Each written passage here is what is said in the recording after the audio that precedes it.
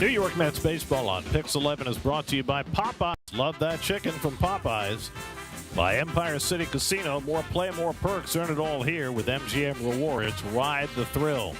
By AAA Northeast, providing trusted roadside assistance, travel services, discounts, insurance, and financial services for over 120 years. And by Whites in Luxembourg.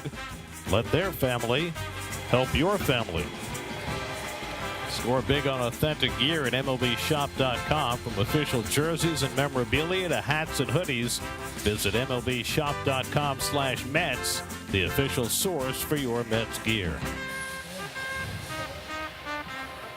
Well, Jose Reyes here on Dominican Heritage Night. Yes, that is Juan Soto. He's grown out his hair. He looks a little different. And Reyes is appreciative. That grew awful fast. Themes of the game brought to you by Kia. Well, the Nationals are hoping that Andrew Alvarez is going to be a young gun. You see his ERA. They need pitchers to fill that staff. WizKid bench has just been so good. Pre-61 average during this 16-game on-base streak. And no player over age 28 is taking it at bat except Miles Michaelis, who they just released. He's a pitcher, by the way. Mets and Nats playing their 8th game of the year. Nats have won 4 of the 7 so far. 3-game series opening tonight. First pitch coming up from Citi Field.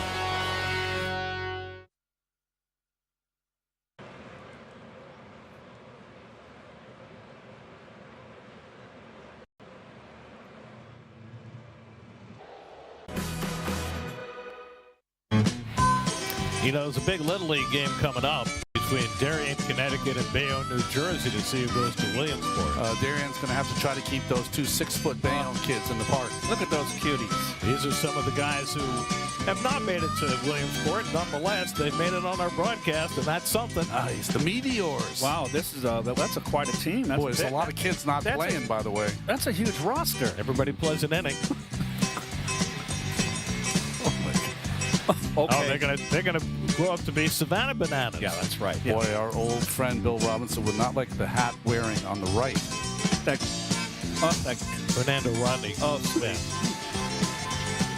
It's all about the dirt. It's Jay's hometown. Jay Horowitz's birthday today. That's Happy his birthday, hometown. Jay. 81 today. Oh, Jay. Happy birthday. Toyota starting lineup for the Nationals.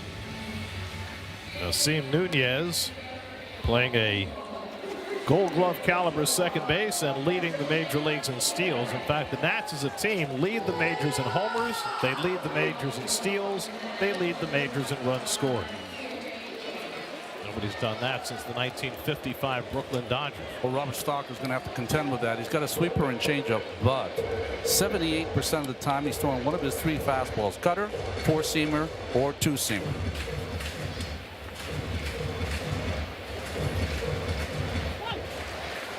C.J. Abrams leads off, leading the National League in RBIs, and he takes the first pitch outside for ball 1, and we're underway. What a year he's having. Having a breakout season at age 25. And he yanks one foul on the cutter from Stock, and it's 1-1. You wouldn't think by the look of his physique, he's so athletic. I mean, he's tall and slender. But he's 5th in the National League in home runs. He's turned on the power. National League Player of the Month in July. But the Nats surprised everybody today when Blake Butera, their manager, announced that in the next few days, C.J. Abrams is going to be moving from shortstop to second base. He's had a so-so year at shortstop. Nasim Nunez is an outstanding fielder, and they're going to switch the two. 19 errors on the season for C.J. Abrams. You know, they did a similar thing down there in Miami, and it worked out perfectly. Right, with Otto Lopez and Xavier Edwards. Well, they also lead in Major League Baseball in errors collectively with 89 errors. 2-2 from Stock, and the off-speed pitch foul back. Well, it's interesting also because the Nats have several up-and-coming shortstop prospects, including the wonderfully named Seaver King, who's having a nice year at the top of the organization. Wake Forest product who might be playing short next year. Swing and a miss. He got it with a cutter. Beautifully done by Stock to get Abrams for the first out of the night. Now, is that Seaver spelled with an A or an I, Gare? That's Seaver, like Tom Seaver. With an A instead of Seaver. Yes, Seaver. Like Tom Seaver. Okay, I just wanted to Like clarify George that. Thomas Seaver. Okay. But Seaver is his first name. Right. And King is his last name. Here's Abimelech Ortiz making just his 8th big league start. He's made an impact after Luis Garcia was traded to the Yankees. Ortiz and Andres Chaparro are platooning at first, and Ortiz off to a terrific start. That's Abimelech, A-B-I-M-E-L-E-C. Or you can call him Abby for short. I prefer that. I'm thinking Abimelech reminds me of a Loggins and Messina song. Oh, which one? Bahivala. Yes. Abimelech. Grounded to the right side, grabbed by Young. And there are 2 out. And the defense for your Mets brought to you by Lexus. And of note, Jared Young getting more playing time against left-handers. He's done a really nice job at first base. And Simeon's at second. That outfield is with Robert in center. No worries about Ewing out in left field. He can play all 3 positions. There's Brady House, who's DHing tonight, and he fouls back a first pitch fastball. So Stock, who gave up 3 first-inning runs against the Pirates on Saturday, which spiraled his night downward, now looking for a 1-2-3 opening inning against this high-powered Washington Nationals team. House has been up and down between Washington and the minor leagues a couple of times this year. He's just 23 years old, former first-round draft pick. A misplay in the infield by the Mets led to that 3-run inning for Stock against Pittsburgh. Cutter just off the plate. It's 2-1. Looks like Stock throwing a little more from the sidearm. Yes, Here, a little more. Yeah, he certainly is. Yep. I'm Ron. This is Gary here. What about, did I call you what, Mel? Little looper into shallow center. Robert coming on, but that's going to drop in for a base hit. So Brady House dumps a single into right center, and the Nats have a 2-out base runner. Well, if you look at Stock's arm angle over the years, as you look at this hit by House, 5 years ago he was throwing 36 degrees, which is basically a low 3/4 delivery. Now he throws at 12%, which is kind of like Sean Manaea. Yeah, he's trying to up his velocity, effective velocity, by dropping that arm angle. I think I'm seeing more sink on his fastball too. There's Dalen Lyle, the right fielder. And Lyle cracks one to right. Ben's got a late start coming in, and that's going to drop for a hit. House will go first to third. Bench froze on that ball and did not have a chance to come in and get it. So back-to-back 2-out hits for the Nats. Well, here's the motion of Stock. Pretty traditional, kind of a hybrid setup. All the way like McLean from that third base side, and the arm angle is as kind of parallel to the ground as you're going to get. So a 2-out opportunity for the Nats. Keibert Ruiz, who's having the best year of his career, now in his 7th season. He's now splitting time with Harry Ford, a young catcher who they got from Seattle. But Ruiz hitting well from both sides of the plate this year. And he swings and misses at a fastball, 0-1.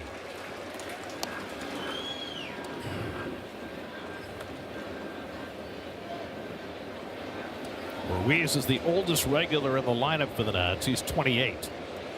This is a very youthful and very offensive-minded team. Half swing, and did he go? He went around. Third base umpire Chris Guccione, the crew chief, making the call. Nats have won 4 of the 7. There have been some very high-scoring games in this series this year.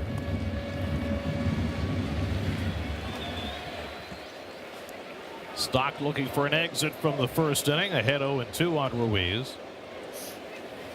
And he hooks one into center. Robert reaches, slides, and he makes the catch. It stayed up just long enough for Luis Robert to get in under it and make the play. And strand 2 in the opening inning.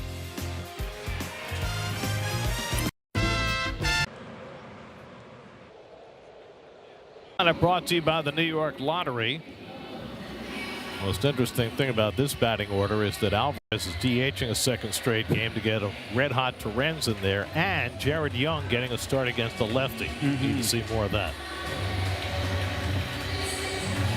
Well, you see 17 games this year, 9 starts for the young Alvarez. You might remember him if you're Mets fans. He got a 4-inning save in his last appearance against the Mets. He was here on May the 20th. Gave up a Juan Soto home run, but nothing else in those 4 innings. A.J. Ewing just 2 for his last 19. Vivas playing on the grass at third, and Ewing lines it right to the second baseman Nunez, who gets involved immediately, 1 out. Well, Nunez is, this is your Optimum Fiber. The addition. Optimum Fiber, Nationals defense. You just saw that wonderful play by Nunez. He can Wilson Pickett. Jose Tena, I just got corrected by Gary at the last moment. He's first started in the outfield. He's had 10 appearances in left field and 3 in right field, but not a start. Not in his whole professional career, Keith. You can add on. Do you need more fiber? I've got the floral bars if you want to try one. Here's Francisco Lindor, and he takes low and in for ball 1. Alvarez is a breaking ball specialist. He will throw his slider or curveball a combined 54% of the time.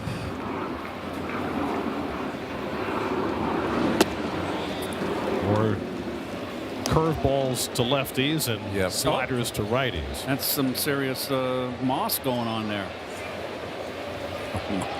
Well, he saw Lindor grew out his hair, yes. So he decided to do it as well.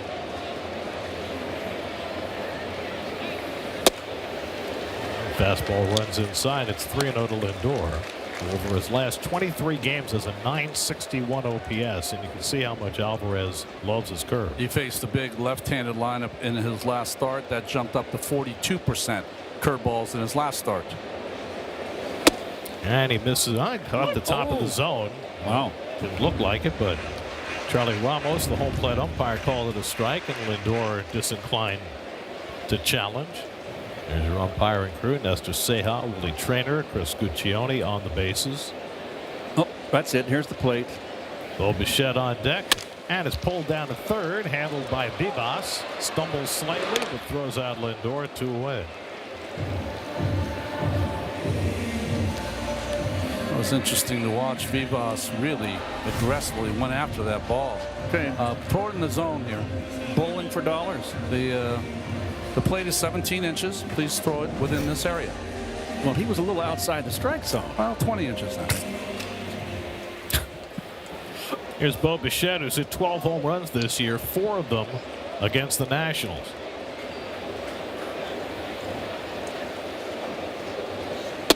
Bo had himself a terrific road trip, capped by a home run on Wednesday in Atlanta.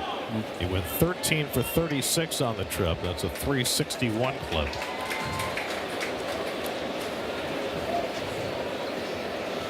And the curveball hit toward the middle of the diamond, but there's Nunez, and that retires the side. 1-2-3 for Alvarez. No score after 1.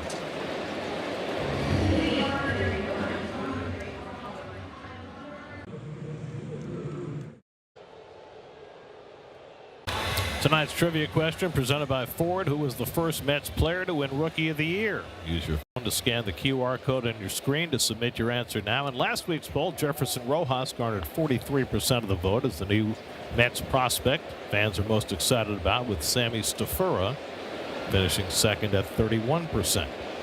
Jose Tena leads off the second for Washington and takes a fastball strike from Robert Stott. Rojas, the guy they just traded for? Yeah.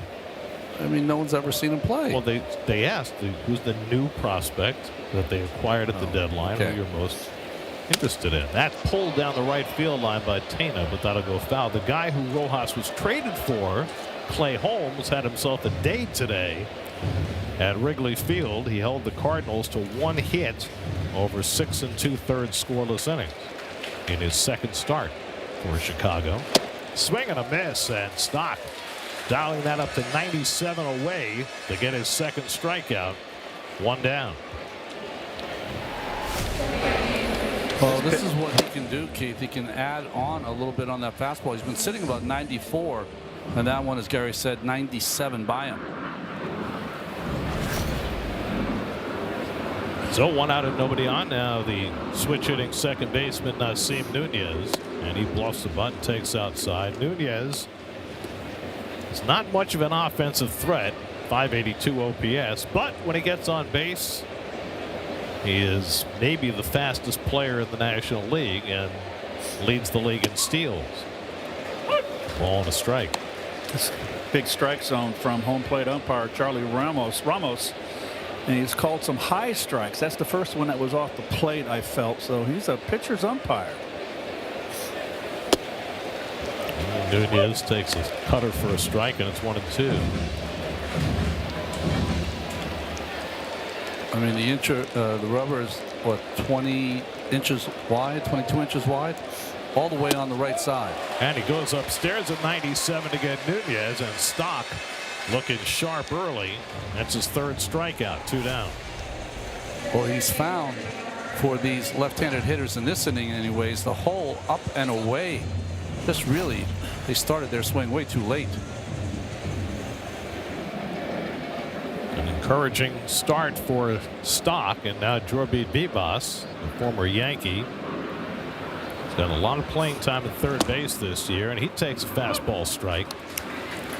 It's interesting hearing Andy Green talk about Stock today. He was asked about Stock getting another opportunity after that rough start in Pittsburgh, and Andy said, well, when you get to be at the point in his career that Robert Stock is, you never know when your last chance is going to be. That's right. And he gets another chance today. That was a real gut check, right? Andy a couple of times has really put it out there and said exactly what is, not dancing around at all. 0-2 to Vivas. Comes low inside with a cutter, and it's 1-2.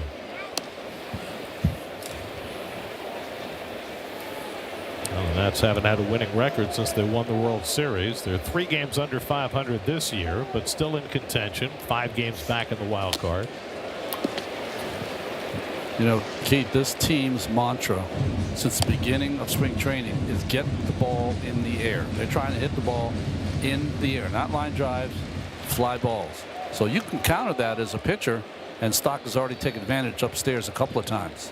Run that sinker away from those left-hand hitters. Got in on the fists of Vivas there, and he fouled it off. Well, they lead the majors in extra base hits. They're third in doubles, tied for third of triples, and they lead in home runs. Who would have thought?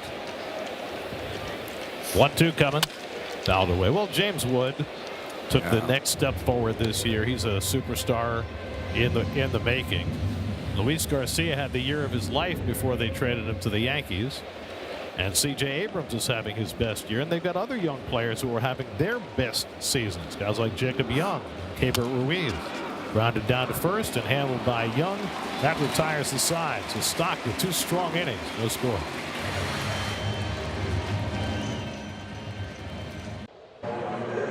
For the Nats, Cade Cavalli, who just turned 28 today, had the game of his life yesterday against the Cubs. Had a no-hitter for 6 2/3 before he gave up 1 bloop hit. His arrival was delayed by Tommy John surgery. He was a college kid from Oklahoma, but he has established himself as the ace of this Nats rotation. Yeah, they expected that when they drafted him during the COVID year. 22nd pick in the first round, and now living up to all that promise. Luis Robert, last 6 games, hitting .364, best stretch of his season. And he hits one on one hop to Nunez. Got to stop hitting it to Nunez. Yeah. 1 out. Here's Cavalli yesterday. Oh, he's got a wicked breaking pitch. And I think even I find more interesting is that, remember, he was the pitcher who had the conflict with Contreras. The Red Sox first baseman said something that he wished he could take back, apologize for it. Shows you a lot about him, that he's come back from that completely and has been their ace. I believe Michael Busch was the one that broke it up with that bloop single to left field. Carson Bench has reached base safely in 16 straight games, hitting .361 with a .967 OPS over that span. It's this one out to right center. Jacob Young closing ground. Jacob Young is quite a center fielder. He covers a lot of ground. He can fly.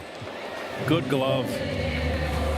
Despite the fact that the Nats have made more errors than any team in the major leagues, their overall metrics are not bad. They're a +10 defensive runs saved, right about in the middle of the pack. Their pitchers, sorry, Ronnie, their pitchers are kind of hurting them with the errors. Their pitchers have made a lot of errors this year. But, you know, even Nunez, who might win a Gold Glove at second base, he's made 13 errors this year. Abrams made 19. Well, it's an athletic team that makes some, you know, some mistakes. Here's Francisco Alvarez. I remember my father as a young boy in Little League saying, "Don't worry about errors." He goes, "The best fielders make more errors than the butchers because they get to more balls and more chances." The butchers. Was that a word that he actually used? Well, I put a little pizzazz into it. A little spice in there.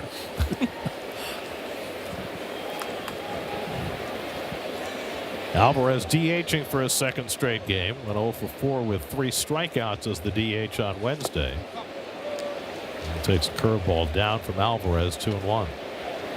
Alvarez has a high spin curveball. Not quite Nolan McLean high spin, but he's 2,700 RPMs plus. Yeah, that's a good one. I mean, Nolan is just off the charts at 3,300 plus.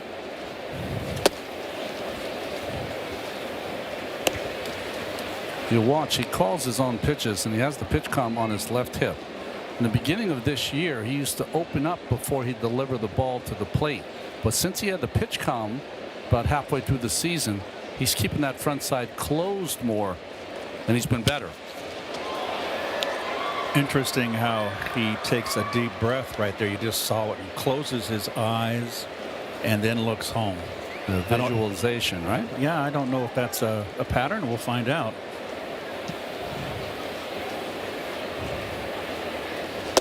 And Alvarez takes the walk, and the Mets have their first base runner of the night. Do you think it's unusual, Ronnie, for a rookie pitcher to be calling his own pitches? Yeah, it is. But maybe they just wanted him to take more ownership. You know, certain pitchers, they will get on that complaint train where, boy, you know, I just didn't throw the pitch I wanted to. Well, you know what? You take the pitch comm, and that way you throw exactly what you want to. Marcus Semien bats. First time out of the stretch for Cavalli, and he misses badly with that curveball. I like the idea that you don't take away the aggressiveness of the players. Let them make the decisions. I've never been a big fan of coaches calling pitches from the dugout. Let the pitcher call his own game. And catchers call it. They have all those meetings prior. They get prepared. Well, there are some teams that are either calling or suggesting every pitch out of the dugout. The Marlins were on the forefront of that. Yep.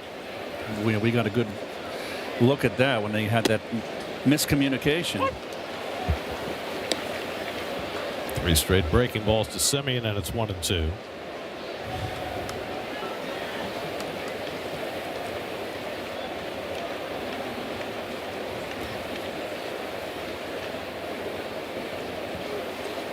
Semien loops that one to the right side. Nunez gets over to grab it, and that retires the side. Got to stop hitting it to him. No score after 2.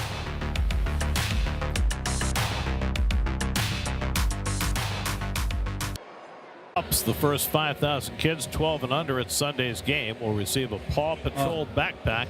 For tickets, Mets.com/tickets. Oh, perfect. Back to school. I know you kids love to hear that. Not yet. Jacob Young leads off against Robert Stock in the third. Young has had a really nice stretch since the 1st of July. He's hitting .347.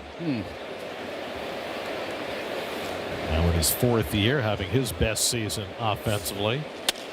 Flies one out to right field, and Benj gives ground in the gap. 1 out. Drive Around the Majors brought to you by your local Honda dealers. How about the game for Braxton Ashcraft? 85 pitches. 85 in a complete game. Oh, boy. and to strike out 10 with 85 pitches. The last time anybody struck out 85, regardless of the strikeouts, was 11 years ago. Framber Valdez did that in 2015. Here's C.J. Abrams, who struck out his first time up. Randy Johnson once struck out 10 with 82 pitches. I believe that. That was not when he was with the Expos, I can tell you that. Oh. Couldn't throw strikes then. Yeah, there might have been a walk or two in there. He threw one over my head, Gary, 10 feet over my head. The first, only time I ever faced him. It was September up in Montreal, and they traded him in the offseason to the Mariners, and I was very happy. He got traded.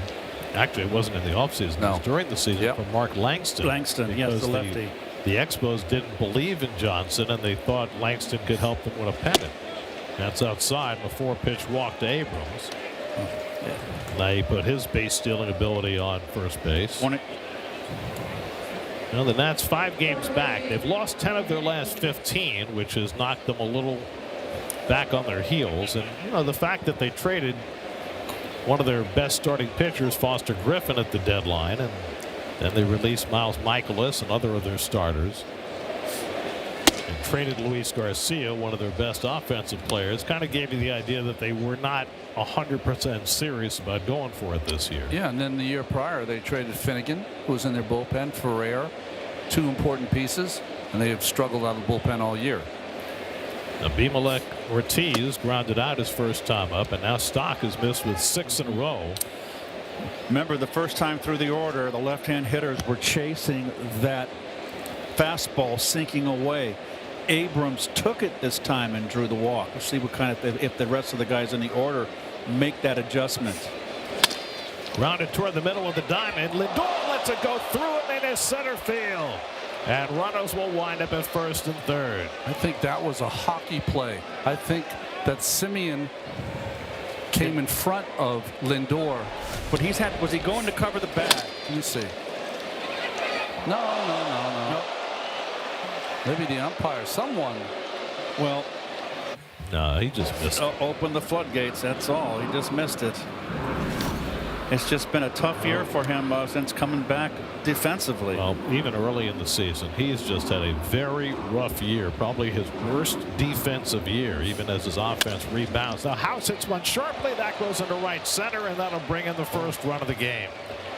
So the error winds up costing the Mets as Abrams comes home to score, and it's 1-0 Nationals. Boy, that was a bullet. What should have been a double play, inning over. With Ortiz, who doesn't run so well. Boy, he crushed this ball. Do you think that if Lindor comes up with that ball that they can turn a double play with the angle that Semien was having to take to the bag? I think they would have gotten one out because Semien was going to run across the bag towards third.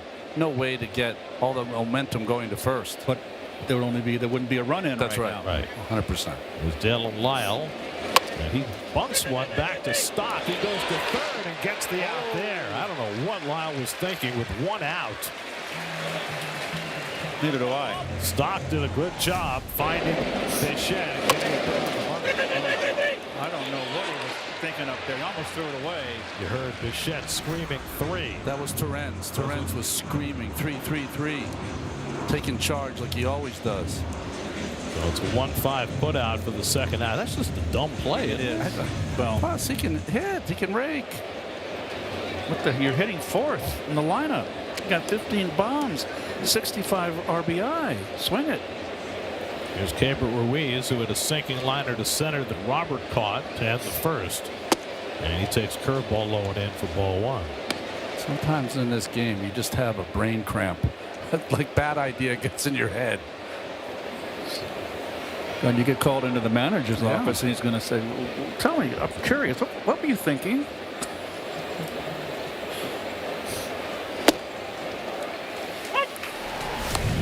So Stock, once he gets to a beautiful form, but he kind of tugs the ball. And Bichette makes a nice play on his backhand. He's like, oh, nice play. Ruiz lines one foul into the netting. 1-2.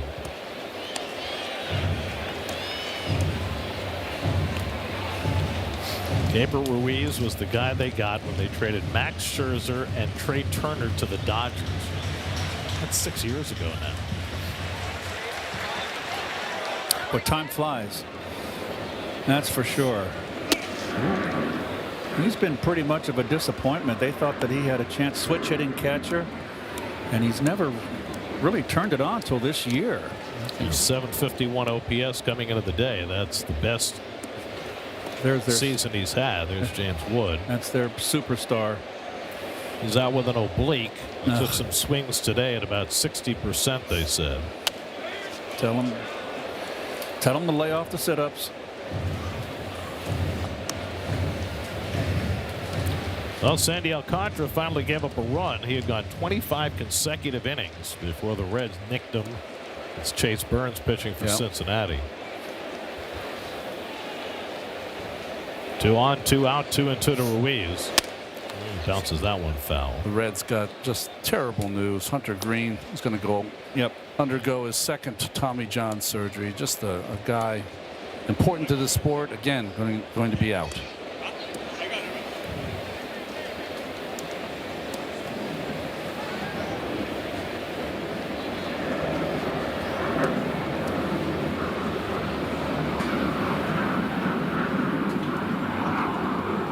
House at second, Lyle at first with 2 out, and Ruiz pops one up. Jared Young should have a play on the coaching lines. He's got it. That retires the side. An unearned run for the Nats. They lead 1-0 in the third.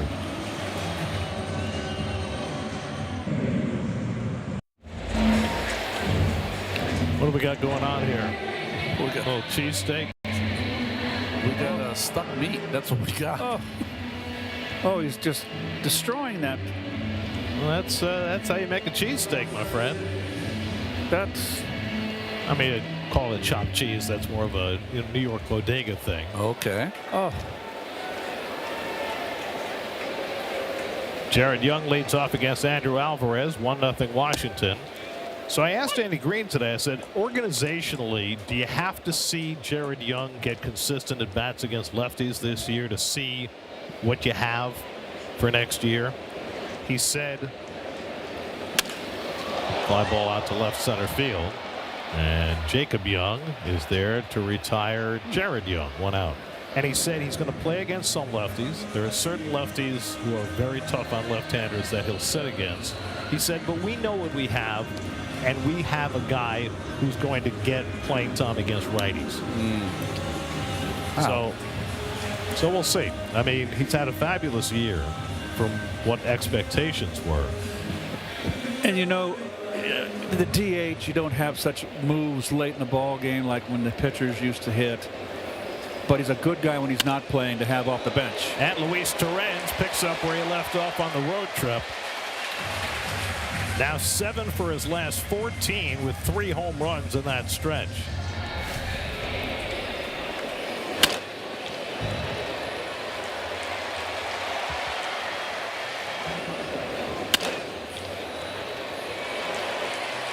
Well, he knew he had it. He carried the bat halfway with him. It was a great follow through.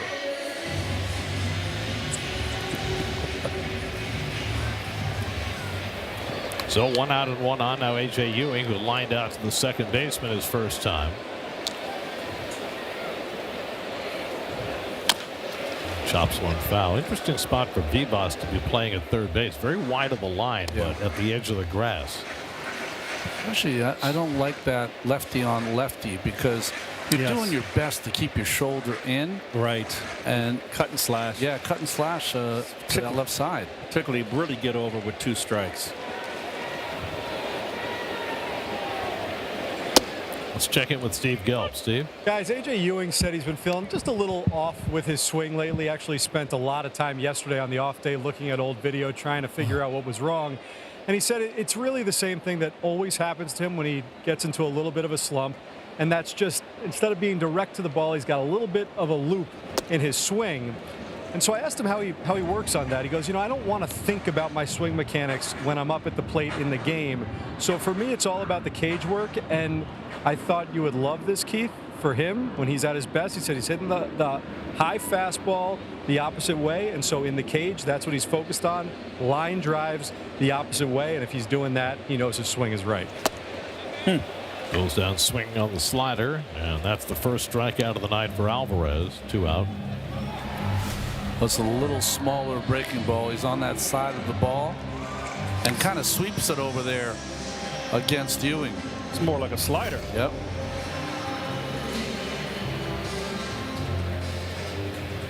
So 2 out, Torrens at first, and here's Lindor, who grounded out to third base his first time.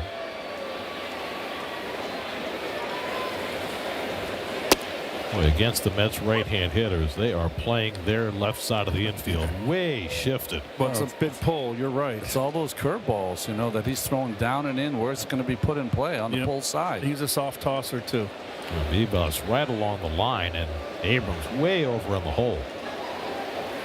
It's like Dave Kingman's up. Well, it just leaves so much room up the middle.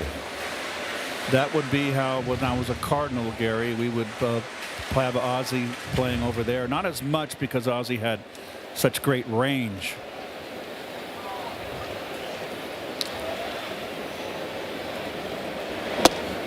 You know what I remember, Keith, about Ozzie as strike, going to challenge this call, is that they can't do it anymore, but they always would play so deep, Ozzie, too. And that is a strike, so Ruiz gets the overturn, 1-2. Pitch is a strike. The count's 1-2. Washington has 2 challenges remaining. I mean, it just leaves 2 gaping holes on the infield. Yes, on it the does. right side and one up the middle.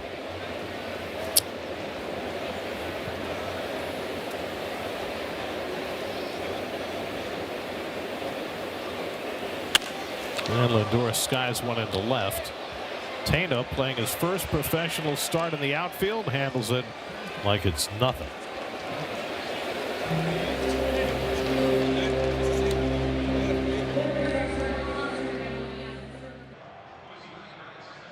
Road ahead for the Mets brought to you by your Tri-State Chevy dealers. 4:10 tomorrow, 1:40 Sunday with the Nets. Then the Padres are in. They've been red hot. 15 of the last 19 they've won.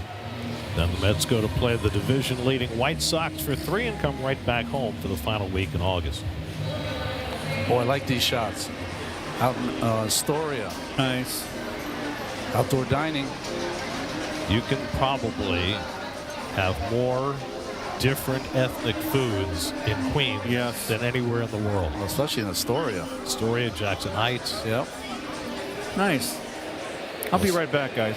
Jose Tena fouls back the first cutter from Robert Stock as we start the 4th inning. That's got an unearned run against Stock in the 3rd. So far, so good for Robert in his 3rd start for the Mets, and only his 6th major league start. It's hard to remember that. I mean, he's 36 years old. Spent some time pitching in Korea. He spent time in the Mexican League. Last year, a couple of games with the Red Sox in relief.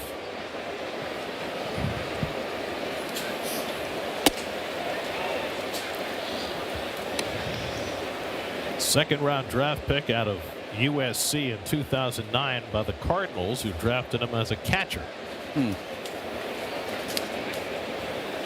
1-2. And makes Tena move his feet. 2-2. So he can probably hit. It's too bad as a DH. If he could hit, he'd still be a catcher. Well, he could be a threat. Nasim Nunez on deck, then Jorge Vivas. And the backdoor sweeper misses outside. 3-2 to Tena. Tena's in his 4th year. 708 OPS coming into the night, a career high. And that's away, ball 4, and so Stock issues a leadoff walk after getting ahead of the count. Second walk of the night for Robert. You can almost tell when Stock's going to miss with a pitch because he has a little expletive deleted as the ball's halfway to the batter because he knows he missed. Well, it's worth keeping an eye on Stock at this point in the game, because if you remember, in the wake of his start Saturday night in Pittsburgh, it's popped up behind third base. Overcomes Lindor to call, and he gets it to retire Nunez. After that start, he said, I got fatigued in my last inning, and I gave in to the fatigue. Yeah. Well, when you're a pitcher who is max effort all the time, many of the pitchers are like that. You know, he's going at it 100% every single time he lets go of that ball. So, you know, when you do get fatigued, there was a time that you could figure out a way to not have to throw the ball 100%. But that's just how he is. So you're going to get fatigued quickly. I thought they left him out to dry that little too long in that last game. He was just, you could tell he was running on empty. It was Jorbe Vivas. So when he says I gave into the fatigue, what does that mean exactly? He got frustrated, Gary. He wasn't throwing strikes. He just got frustrated. He already has 6 or 7 runs on the board. You know, you hang your head, all the things that you just don't want to do. But it happens. It definitely happens sometimes. Start feeling a little sorry for yourself. I've done it. Well, not proud of it. This is a guy who's never gone deep into a major league game. He's never thrown more than 5 innings in a major league game, never thrown more than 80 pitches in a big league game. Well, one thing's for certain, he's not going to complain. He's got his opportunity here. Yeah. He's happy to be in the big leagues. Vivas grounded out his first time up. Stock overthrew that fastball, 1-2. You should admire how much hard work he's put in to get back to the big leagues, right? Trying to recover from these injuries. Well, he had the thoracic outlet surgery in March, which looked like it might derail his whole season, but he was back pitching by June. Runner goes, and it's fouled at the plate. Tana was on his way, and Vivas just got a piece on that check swing.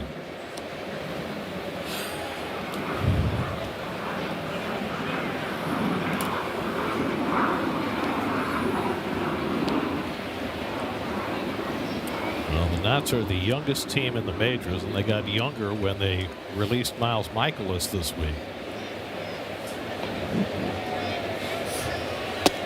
Inside to Vivas. Vivas is 25, started out in the Dodger organization, made his big league debut with the Yankees last year.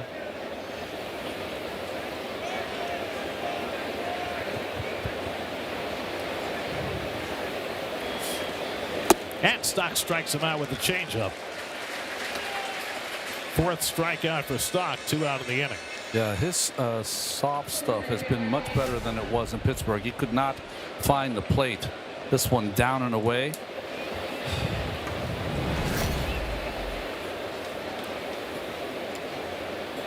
So 2 out, and now Jacob Young, who flied out to right his first time up.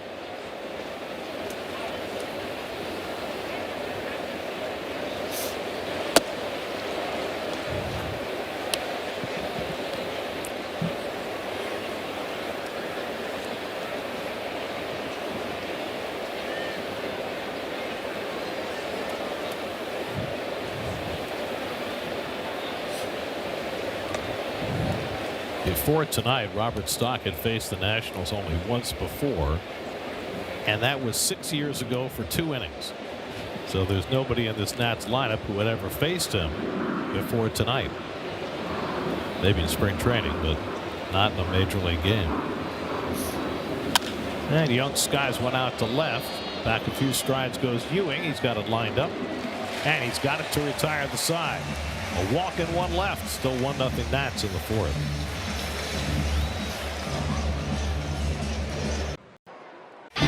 That's Baseball on Pix 11 is brought to you by AARP New York. Age proud, connected by community.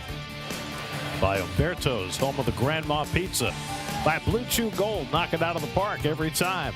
And by 1-800-GOT-JUNK, we make junk disappear. Home 4th inning, Bo Bichette fouls off first pitch curveball from Andrew Alvarez. Mets have had just 1 hit through the first 3 innings against Alvarez. A single by Torrens in the 3rd. This is only Alvarez's 10th start. He's also made 8 relief appearances. Out to right field, over toward the line comes Lyle, and he reaches out and makes the nice running catch before he hit the sidewall. Dalen Lyle came up with a bang offensively last year, but really struggled in the outfield. He is a vastly improved outfielder this year. Well, he ran a long way for this ball. It's slicing away from him. Be careful. Yeah, I mean, he sold out in such a way there that I was not sure if he was going to be able to stop himself, but he did. So 1 out and nobody on for Luis Robert, who grounded out his first time up. And he takes a curveball for a strike.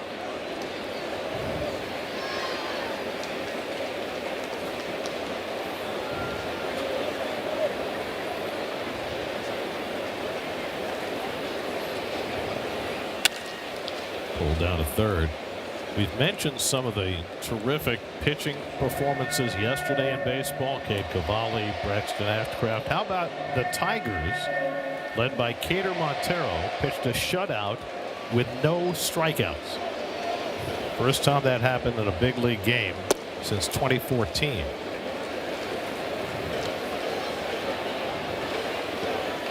Last to do it was also a Tiger, Rick Porcello. Oh, okay. Complete game and didn't strike out a batter. Ground ball specialist. Check swing, and he stopped it in time. 2-2. Well, the Tigers have been the biggest mover over the last couple of weeks.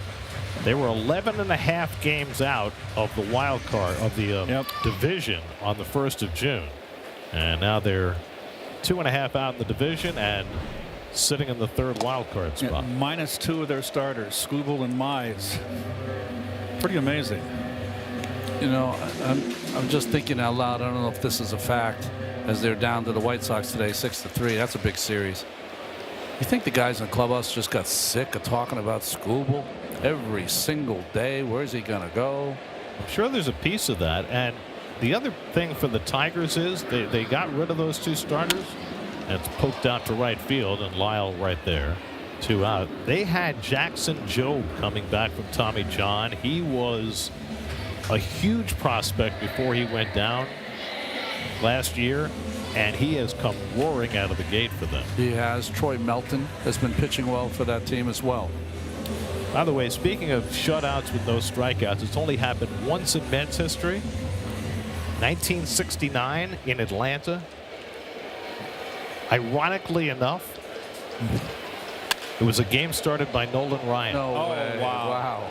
But Ryan had to leave in the 3rd inning with a thigh injury, and Don Cardwell and Tug McGraw finished the game. A 3-0 shutout with no strikeouts. Don Cardwell was a terrific pitcher, and he was in the back, very much on the backside. He was the veteran out there in that Mets rotation. Right, they were so young otherwise, with Seaver and Kuzman and Gentry and Jim McAndrew. Cardwell was the 5th starter and a real mentor to some of those young pitchers.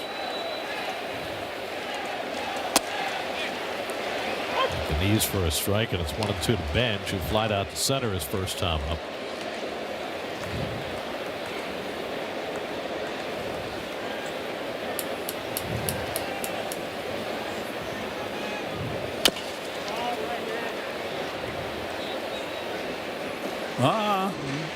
What does that say? Dear Keith, remember you didn't like my R's.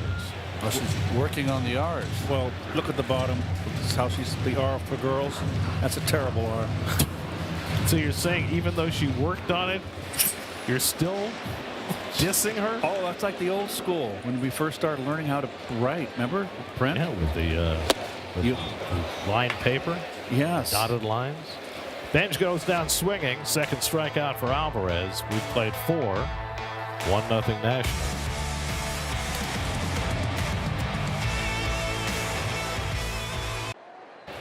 Injury report brought to you by Health First. We mentioned James Wood and his oblique injury. Swinging about 60% in the cage, so clearly not going to be ready this week.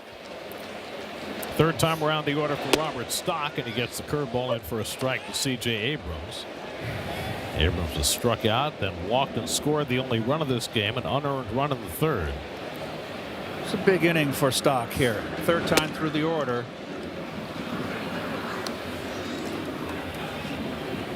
Ramos has been calling that a strike all game long. Let's go. Don't change now.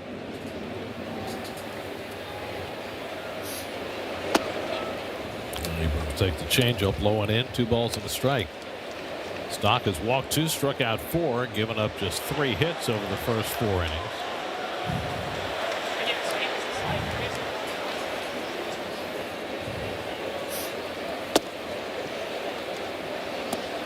a time when the Mets rotation is dominated by the three young starters, McLean, Scott, and Thornton, and Sean Manaea having a resurgence. Stock trying to hang on to that fifth spot. So some of the Mets relievers kind of getting loose out in the bullpen. Jack Weisenberger, you saw his face there. Remember that Stock has never gone more than 5 innings in a big league game, pitching into the 5th inning today.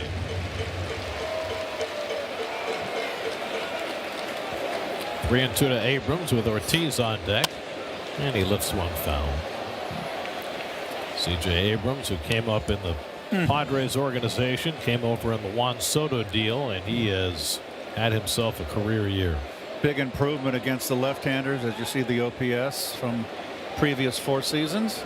And his exit velocity is up, Keith. Oh, but man, that's the first thing I noted. 2 high, ball 4, and Abrams walks for a second time. Second straight inning that Stock has walked the leadoff batter. I mean, if you come into this game as a pitcher, starting pitcher, what is your instruction? Don't let Abrams beat you. So, and Abrams knows that as well.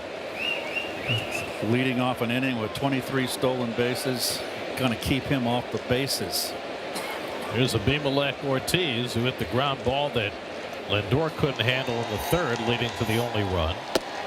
And he takes that changeup that just missed, ball 1. Ortiz, 24 years old, a native of Puerto Rico. He came out of Carlos Beltran's academy in Puerto Rico. So a big flower for Carlos and the work that he's done in building that academy from scratch.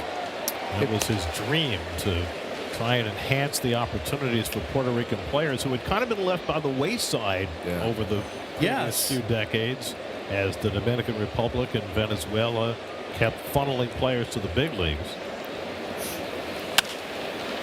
Fly ball down the left field line is foul. And of course, the difference is that Puerto Rico, like Canada, is subject to the MLB draft. Correct. Whereas amateurs can sign at age 16 out of the Dominican Republic or Venezuela. Correct. So Carlos wanted to give more opportunities to the young Puerto Rican players, built the academy, and Bayamon. Ortiz is a grad. Should be an international draft anyway. 1-2 coming. Changeup's well outside. 2-2. Well, the Nats are 4-3 against the Mets, but the rest of the division has befuddled them. They are 7-21 against the rest of the division. Yeah, they've kind of cleaned their clock. Full count to Ortiz with Brady House on deck. I got to believe Abrams will be moving here in motion. Blake Butera, youngest manager in the major leagues at 33 years old. Stock checks in on Abrams, who has 23 steals this year. He's been caught 5 times. Holds his bat horizontal. Nate Colbert, the old Padre, used to hold his bat level like that, horizontal. Abrams runs. Ortiz fouls it away. Makes you a good high ball hitter.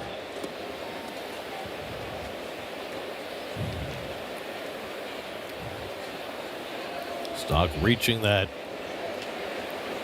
danger mark for him.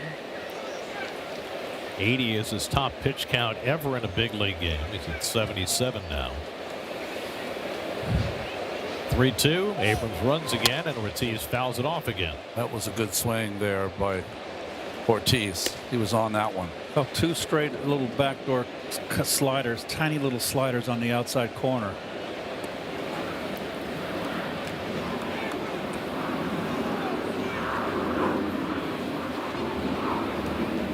Let's get the bullpen cranking now behind Stock. This will be the 8th pitch of the at bat to Ortiz. Abrams runs, and Ortiz takes strike 3 called. The throw by Torrens, and Abrams is safe. He stayed on the bag as Lindor kept the tag on him. Ortiz called out on strikes for the first out. Abrams picks up his 24th steal. I wonder what Ortiz was looking for. Just got in. Torrens had to wait a beat because he wanted to make sure he framed that enough to get that call. I think that's why Abrams was safe.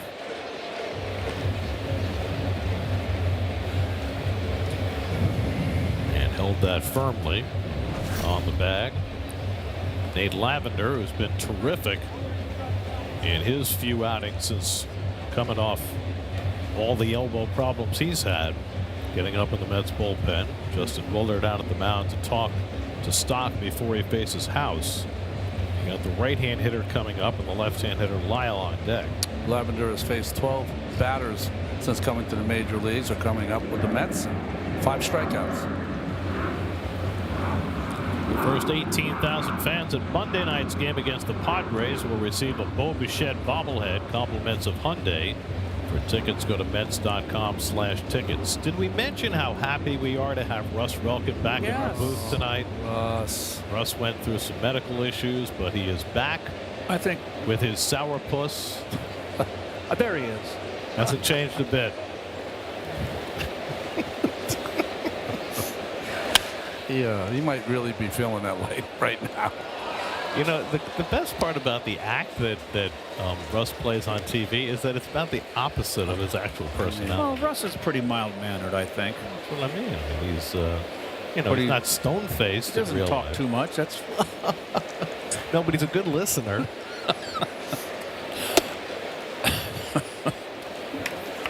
We missed him.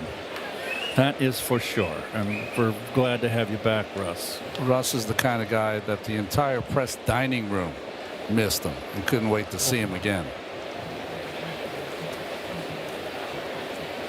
House is 2 for 2 tonight. Good cutter there by Stock. Missing the bat, 1 and 2. Well, the thing about Russ is he knows the name of everybody who works in the stadium. Yeah, well, which is, it's quite a feat. 1-2 coming upstairs with a fastball. 2-2 to House. he's kind of like a father figure too to all the different interns that work in the summer here.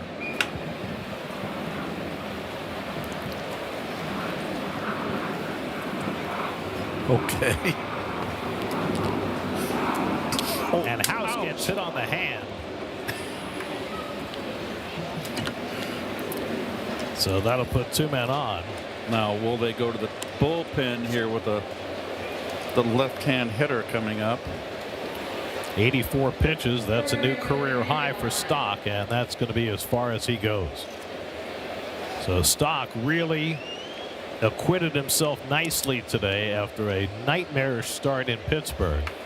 And Nate Lavender will come in to relieve him after 4 1/3.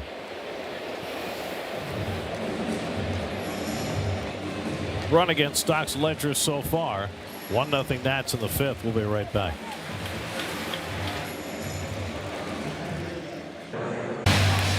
We will be on the south side of Chicago for Friday Night Mets next week as the Mets take on the first place White Sox. Coverage begins at 7 with the Cure Auto Insurance pregame, and then first pitch will come your way at 7:40. And by we, I mean Steve and Ronnie. Yes. Oh, that's right. You're off, Gare? So am I. I'll be watching poolside. But you were going to invite me over for a barbecue. Nate Lavender's been terrific so far through his first 3 big league games. Yeah, 10 outs, only a hit allowed. And like I said, 12 batters faced, 5 punch outs. Dylan Lyle, the batter, and he takes a strike. Lavender only throws 93 or 94, but he's got the invisible. It does. He hides the ball extremely well. That's the start. Gets down that mound pretty good too, so it's more effective velocity. 93 plays more like 95. Lyle gets into one to right field. Back goes Bench to the warning track, and he's got room to make the catch. Tagging it second is Abrams. Lyle just got under that ball. That close to a 3-run homer. I thought he had it. It was a hanging breaking ball right in the wheelhouse. That ball did the opposite. It didn't carry. It kind of went up there and just stopped. 36-degree launch angle killed him. Yeah, there you go. So first and third and 2 out. Here's Keibert Ruiz, who turns around about right-handed against Lavender.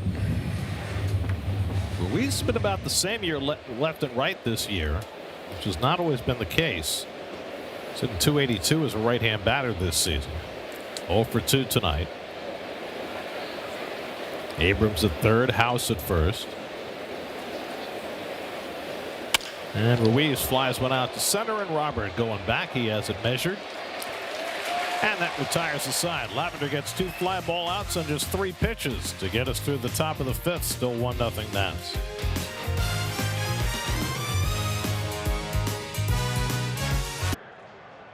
The Mets community is mourning the passing today of Butch Husky, who passed away at the absurdly young age of 54.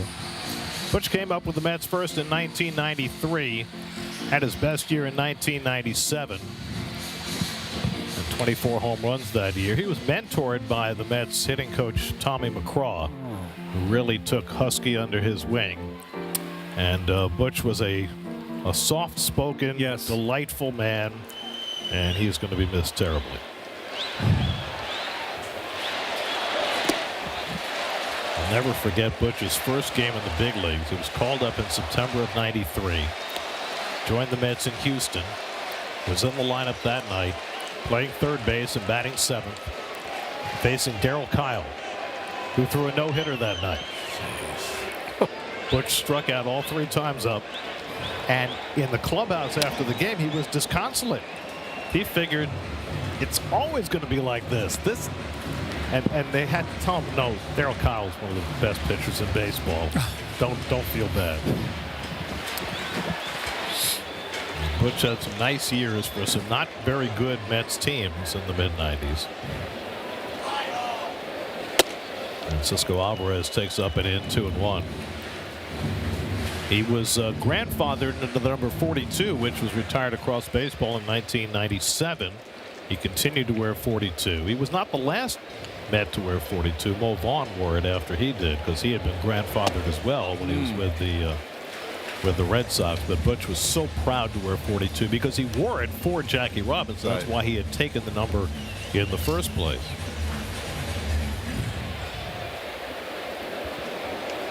He's a terrific schoolboy football player in Oklahoma.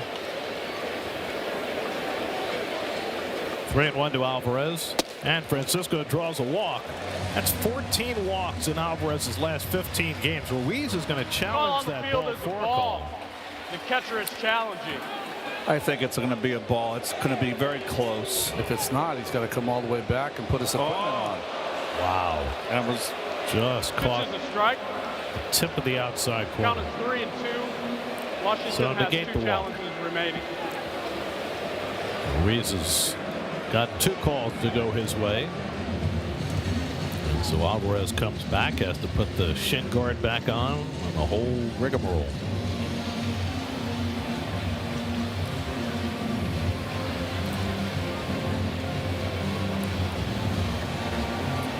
Walks, but you know that's going to happen with young pitchers. But only 2 home runs. Yeah, that's a great number. 2 home runs now, including tonight's 73 innings.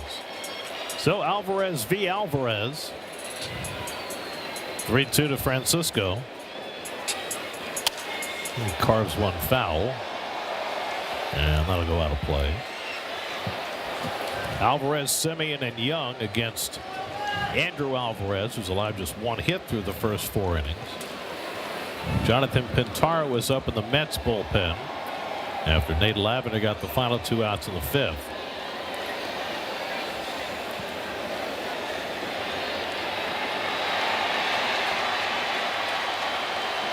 Again, the 3-2. And Alvarez went around strike 3. No space umpire Nestor Ceja punching him out. 3rd strikeout for Andrew Alvarez.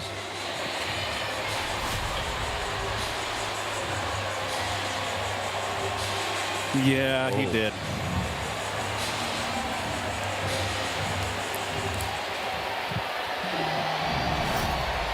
So 1 out and nobody on. Now Marcus Semien.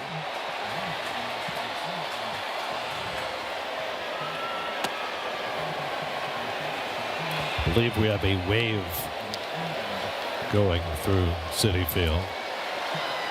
That was big in the 80s. Alvarez not interested in the wave.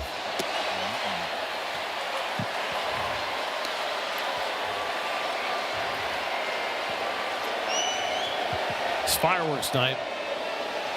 Folks are here for a ball game and to have a good time. And Semien hits one out to left field. That's deep. Back goes Tana on the warning track. And he'll have just enough room to make the catch. Oh, he's just not getting that extra carry tonight. Doesn't seem to be carrying at all. And Kind of humid out. Well, I think he thought that was out. He's not very used to that. He's only given up 2 home runs this year.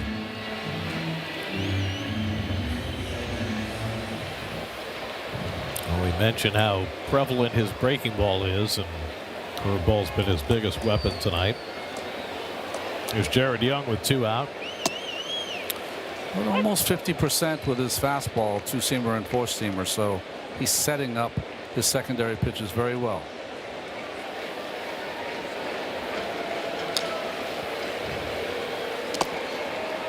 Bounces that slider, and it's 1-1.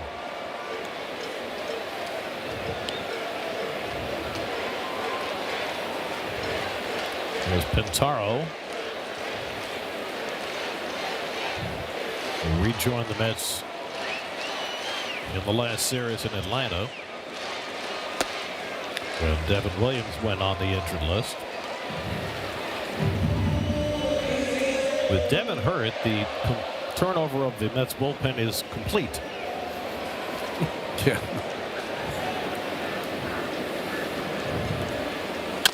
Chop to the right side. Nunez has an easy hop. And Alvarez has a 1-2-3 fifth. He's retired 8 in a row after 5, 1-0.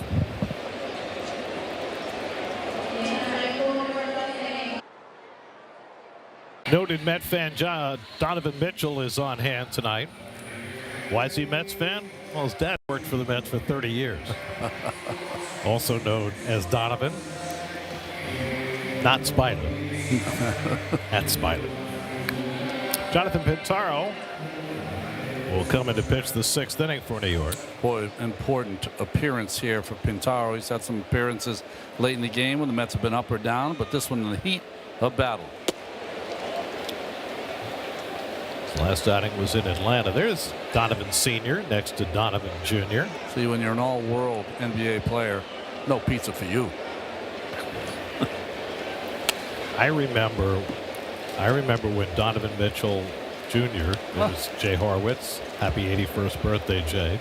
Remember when Donovan was in high school, I asked his dad, I hear you have a son who's a good basketball player. And he was trying to decide where to go to college at that time. And Donovan Sr. said, it's okay. And he went to Louisville, and he wasn't a star right away at Louisville. Yeah. But his last year there, he just exploded, and he's become the superstar that he is today. 1-2 to Tana with Nunez and Vivas to follow. Upstairs, 2 balls, 2 strikes. By the way, Donovan Mitchell Sr., one of the most delightful human beings that any of us has ever met. That's the sweetheart. 2-2 from Pintaro. And Tana goes down on the high fastball. 96 from Pintaro for the first out. Let's check in with Steve. Guys, we've talked a lot about how good of a defensive catcher Luis Torrens has become. Now he's maybe the best defensive catcher in Major League Baseball this year. But when you hear the pitchers talk about him, they don't talk about his framing, his blocking, his throwing down to second. They just talk about the target and how great of a target he is. And so I was asking Sean Manaea today, what does that mean? Like when he has a great guy to throw to, how would you describe it? And he said it's really hard to describe. It's just this feeling, the way he controls everything behind home plate, it makes it almost like inviting, like you want to throw him the baseball. He's one of the best that I've ever been around. And so, Ronnie, I was hoping maybe you could find a way to describe what is the difference when you've got a catcher back there who takes charge and gives you a good target. How are those guys different than every other catcher? Steve, that was a great word you used, inviting. Because what happens for a pitcher is that you're out there naked, you know what I mean? And you you need as much help as you can. And when you have a catcher that when you throw a ball and it just misses off the corner and he points his glove at you and says, yeah, just missed, close, way to go. And then there's other catchers, you'll throw the ball and it's off the corner and they kind of pull it out of the corner, kind of throw it back to you. But there's no real kind of involvement. You don't feel like they're in the game with you working together. He's the opposite. You feel like he isn't invested in how well you do as much as you are. And that's the whole difference. No, that does make sense, too, because one of the things Sean said is he takes a real interest in you as a person on a personal level, and you feel like you guys are in it together. He really cares about his pitchers as people, not just as pitchers.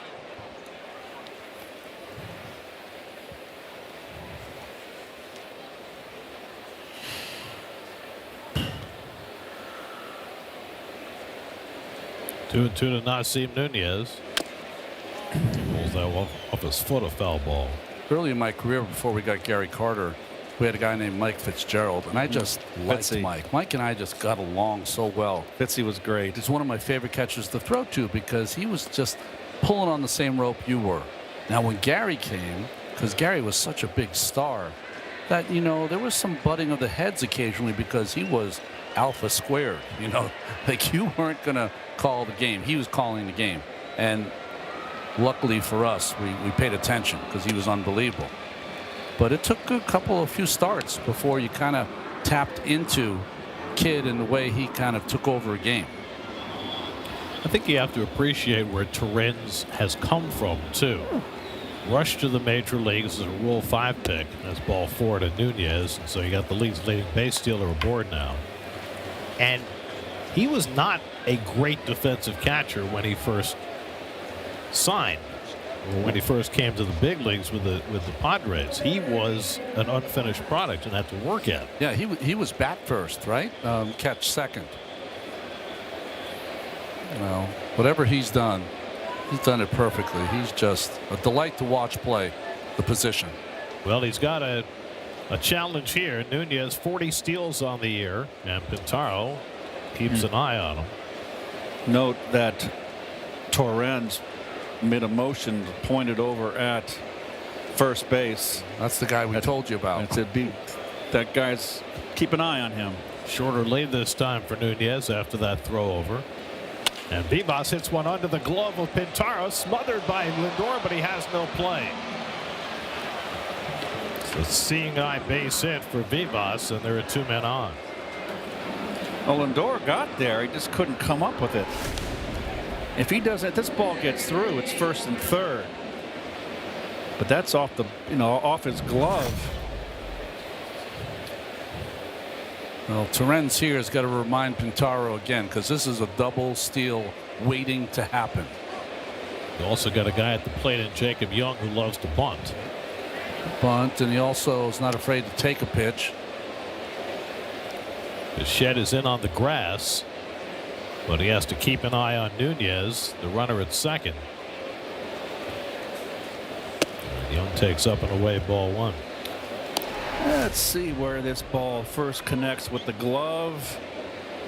Oh, on his thumb. On the edge of his thumb of the glove. So he was overdove just a little too far. Young hits a double play ball if they hurry. Lindor with a turn. 4-6-3 double play. Side retired. Beautifully done to get Pintaro through the 6th. Still 1-0.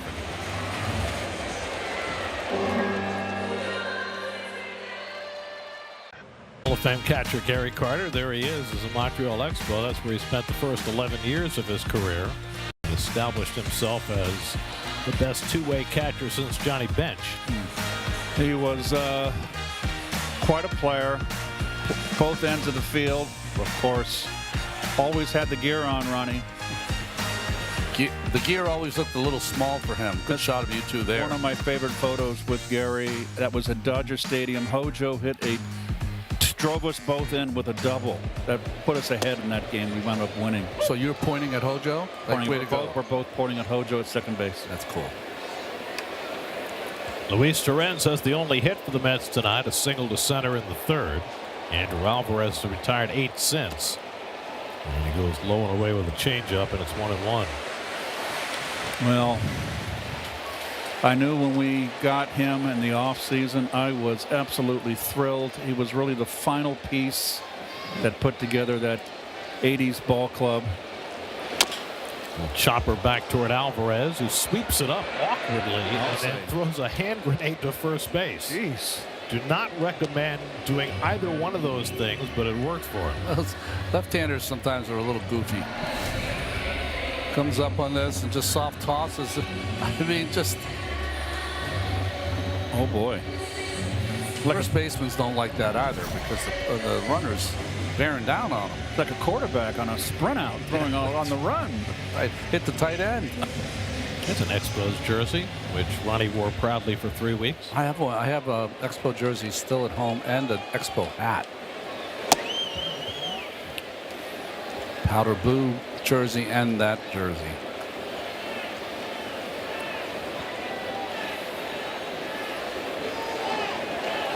A.J. Ewing's lined out to second and struck out. Do you know that the tricolor Expos hat with the script M has embedded in it EB, Expos baseball? No. If you look closely at the M, it's got an E and B embedded inside. I'll look tonight. Fly ball well hit out to center field. Back goes Young to the warning track. He'll get there to make the catch. Ewing making a bid, but everything's dying on the track tonight. 2 out. Sure seems that way. 2 balls that Ewing hit on the nose in this game tonight. The other clever hat was the Milwaukee Brewers. The MB? Yes. Looks like a glove. Right. I never knew that until someone pointed out to me when I was retired. Okay. There's Lindor, who's 0 for 2, grounded out and flied out. There's a Carter jersey. You got it. First pitch, change up outside for ball 1.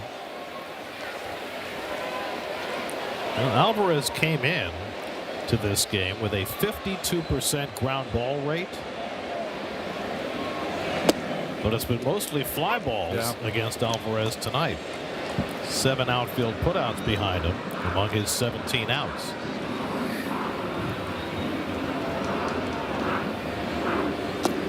I got to ask you, Ron, and you've had pitched a lot of baseball. When you're pitching a 1-run game like this, and you can't make a mistake. I mean, you say to yourself, I might have to win this 1-0. So you try to be. This is a really hard thing to do. Lindor cracks one out to left, and that'll tie the game. Lindor into the seats in left field for his 12th home run of the year, and the Mets get even 1-1.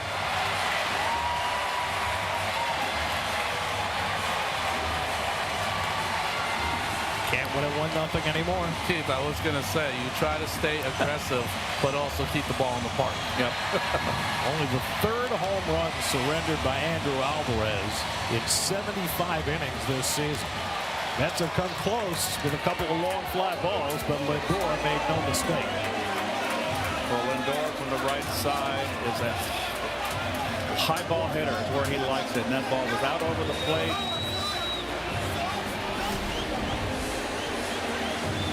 Looks like a breaking ball that didn't do much. A little above the belt.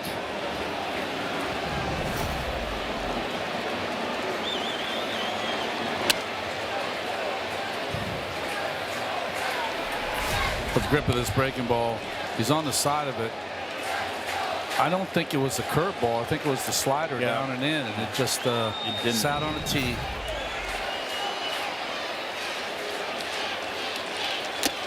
Bichette swings a high fastball, misses, and it's 0-2. 4th right-handed home run for Lindor of the 12 this year. That was a look of a guy that is locked in. Look at that, hadn't allowed a home run in over 2 months. Bichette swings and misses, takes off for first, and the throw is spiked and goes down the line. Bichette thought about advancing. He's going to have to get back, and he does so. Well, Alvarez, who had made the soft toss on the ball hit by Torrens, this time trying to fire it, and he threw it right into the ground. Well, maybe that's why he soft tossed it before. Throwing around to the bases is not his friend. This ball comes back. Oh, yes. He didn't have any back foot to really plant and throw. Yeah, he had more time than he thought, but that becomes a frantic play because it's an unusual play. So it's a strikeout, and I guess a wild pitch. Well, it's got to be a wild pitch. The wildest pitch. Although if he makes a good throw, he has him at first. Yeah. Could it be an E1? I don't know. I would rule it a wild pitch. Yeah, they're calling it a wild pitch. They're going to take the ball. Lake Butera is going to take him out. Looked like he was out of the inning with a strikeout, but could not get the play at first. So now with Bichette at first and 2 out, and Luis Robert coming up, Alvarez is out, and the Nats go to the bullpen. 1-1. First game, gonna have some fireworks after the game if you make it that far. Look at him. Look at him. Former Yankee Jake Bird is in to face Luis Robert with Bichette at first and 2 out. And gets his first sinker on the outside corner for a strike. Goes from the side at a sinking fastball and a breaking ball for Jake Bird. Came over in the trade for Luis Garcia at the deadline, his 3rd outing for the Nats, who have been looking for bullpen all year. And that's whipped to left field by Robert. Coming on is Tana. He has to let it drop. He kicks it away. On to third goes Bichette. Robert will hold it first. And the Mets have runners at the corners. Well, we've mentioned several times how inexperienced Tana is in left field. His first professional start in the outfield. Well, he kept it in front. It didn't get by him. I mean, his first inclination was to make a great catch, but then he realized he couldn't, pulled up, and it cost him 1 base, though. Bichette would not have gone to third. He probably should have thrown into second base. It wasn't going to have a chance to get Bichette, and Robert didn't take a hard turn. That's first at bat tonight with a runner in scoring position. Carson Benj, the batter. First and third, 2 out. Tie game, 6th inning. Benj fouls away a first pitch fastball, 0-1. Carson tonight has flied out and struck out. Alvarez threw just 73 pitches, lifted after 5 2/3, 2 hits, 1 walk, 4 strikeouts, a wild pitch, and a home run.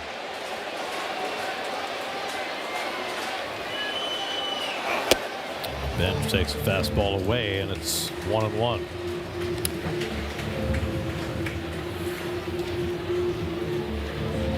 Jake Bird was in 36 games for the Yankees this year. 5.93 ERA. Now his 3rd game with the Nats. And Benj hits one hard past Nunez into right field, and the Mets grab the lead. Bichette is in, Robert to third. Carson Benj with the RBI single to put the Mets in front 2-1. Mets finally hit something that Nunez couldn't handle. Yeah, the ball ate him up, Gary. Right down the pipe. Down where he loves it. That was a short hop. It was a bullet. Benj now 17-game on base streak. Well, the strikeout wild pitch results in the go-ahead run. That's charged to Andrew Alvarez, who's now on the hook in this game. And it's an earned run as well. Francisco Alvarez tries to keep the inning going. See if Benj is inclined to run. Out on the first pitch and the slider outside for ball 1. Benj has 18 steals this year. Only been caught 3 times. Good guy to run against. Takes a long time to deliver the ball to the plate. Not a big lead for Benj. Alvarez has walked and struck out 0 for 1.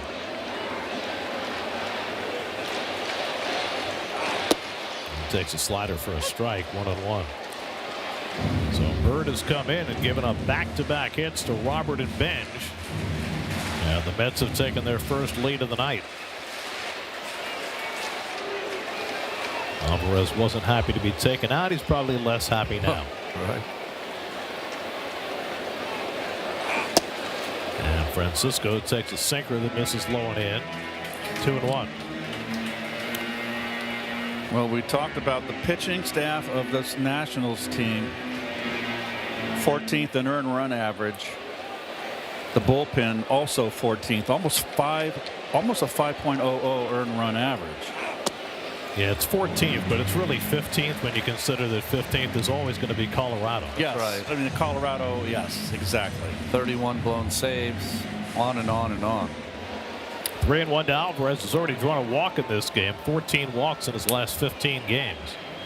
He's already matched his career high in walks. And he takes a slider for a strike. 3-2.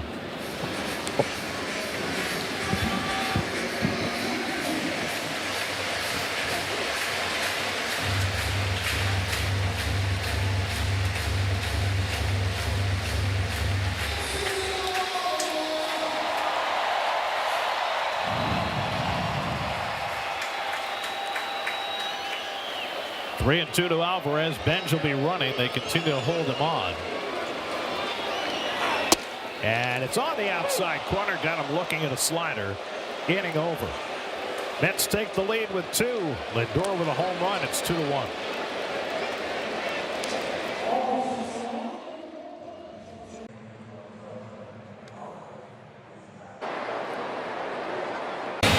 Mets now have the lead as we go to the 7th inning. I want to clarify.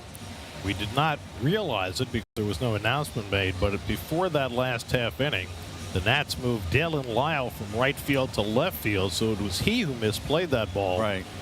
off the bat of Robert, and Dylan Cruz came in to play right field.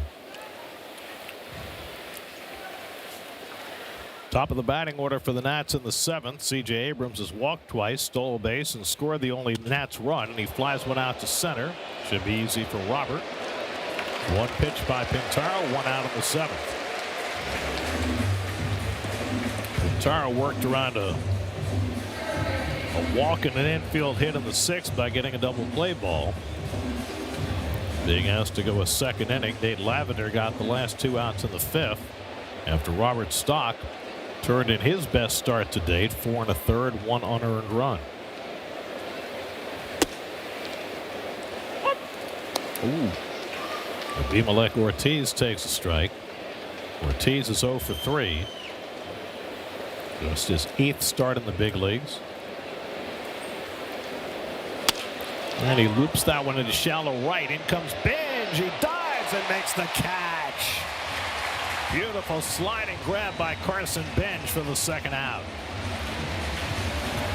Well, we've said it a million times. The defense with these 2 young kids, Ewing and Benj, and then Robert in center, that is as good an outfield defensively as you're going to find, and we've just seen it all year long. So 2 up and 2 set aside for Pintaro on just 3 pitches, and now Brady House. House has been on base 3 times in a row, 2 hits, and RBI. He's also been hit by a pitch.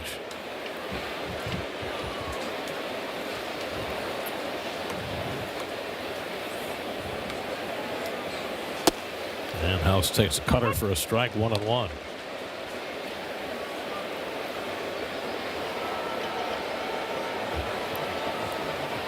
The Nats have been bludgeoning people this year, but they've also had their dry spells.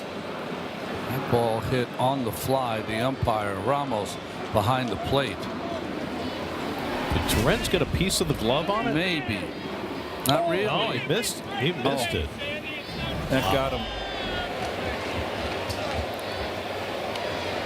Ramos is hot, and I can understand why.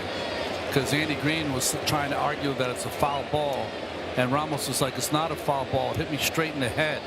So Andy's probably offering a mea culpa. And Charlie's trying to shake it off, and at the same time he's getting barked at. I mean, come on. Who wants that?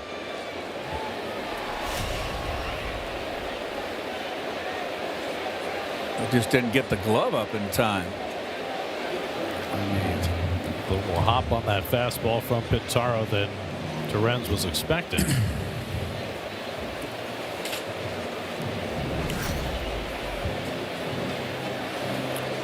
And now the assistant Mets athletic trainer Brian Back is going to come out, make sure they put him through the concussion protocol before they continue play. Honestly, it's always like one of my things I like. As soon as a home plate umpire is hurt or stunned, the rest of his teammates come straight in because they all know what it feels like to be hit by a pitch like that.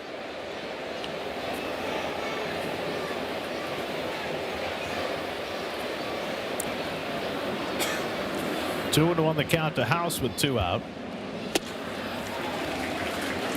Taro looking as sharp as he has all year. Got a nice arm angle on that cutter. It's just late and going straight across.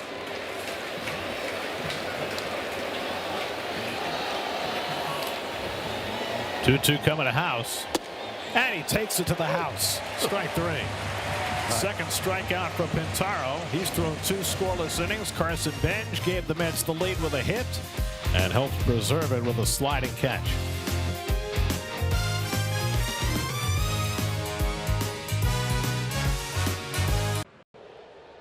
Mets Francisco Lindor's home run tied it. Carson Benj's RBI single put the Mets in front. Mets have held the best offense in baseball down tonight.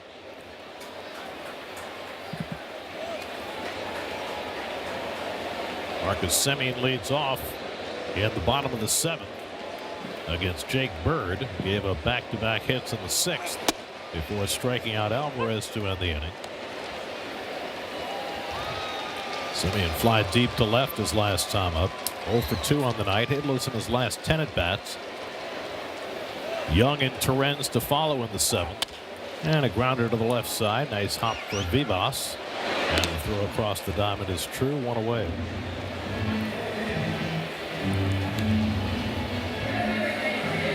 The Reds beat the Marlins tonight 1-0. Chase Burns, 7 innings, 4 hits, no walks, 8 strikeouts. 14-2, 2.47. He was coming off the worst start he's had all season long. So outdueled Sandy Alcantara, who went 25 innings without allowing a run until he finally got nicked in the 6th.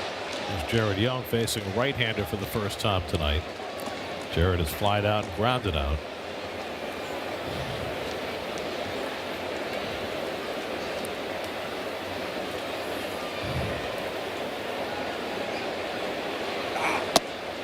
And the curveball stays outside.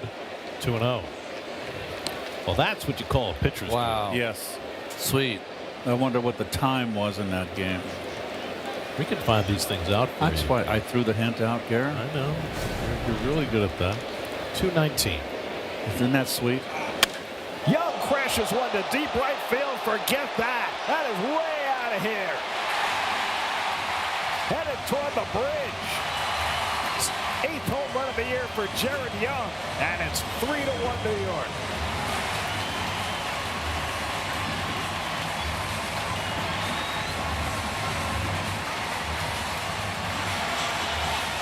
That was crushed. That was a hanging slider. Those breaking balls always seem to go a lot further. This is the kind of power he's got. He's strong.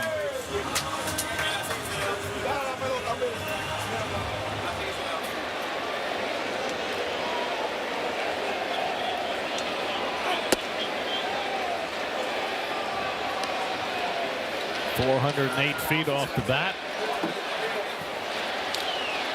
So Bird making his 3rd appearance for the Nats. 2nd home run allowed since donning the uniform. Nats have homered in back-to-back innings. Lindor in the 6th and now Young in the 7th. Challenging that pitch? I don't think so. The apple is up. That's why they Get rid of the apple. The Get apple has not yet descended. Come on. Get out of here. So excited.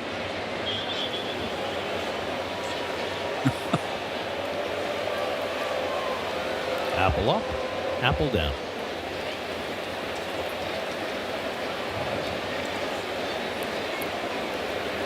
It's a Stuff that gives Tim Cook nightmares.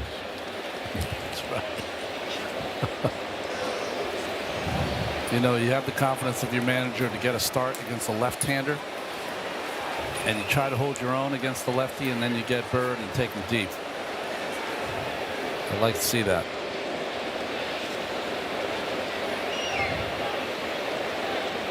Torrens is 1 for 2 tonight.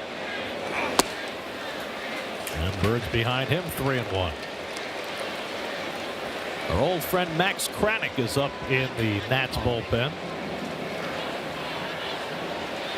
I wonder how Max is going to feel pitching against the Mets. I mean, not only did he pitch for the Mets, but he grew up a huge Mets fan. Inside ball 4, and Torrens is on base for the second time. Well, here it is. The hanger down, I bet. Oh, look at that. Right in the wheelhouse. Okay. That'll get you 408 feet.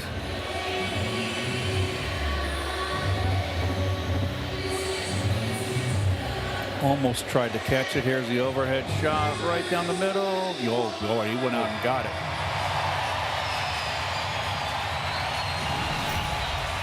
Simon Matthews, the Washington pitching coach, is out at the mound. Jake Bird has faced 6 batters, retired only 2 of them. And there's our old friend Max. You're saying not only grew up a Mets fan, but was so good until he hurt himself. Really was. I was a little surprised the Mets didn't try to hang on to him.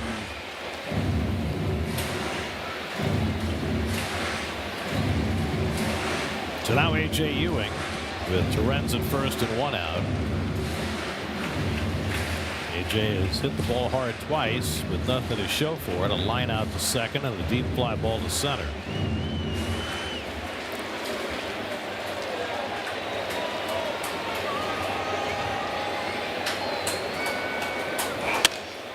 Flies this one out to left, and Lyle is there. 2 out.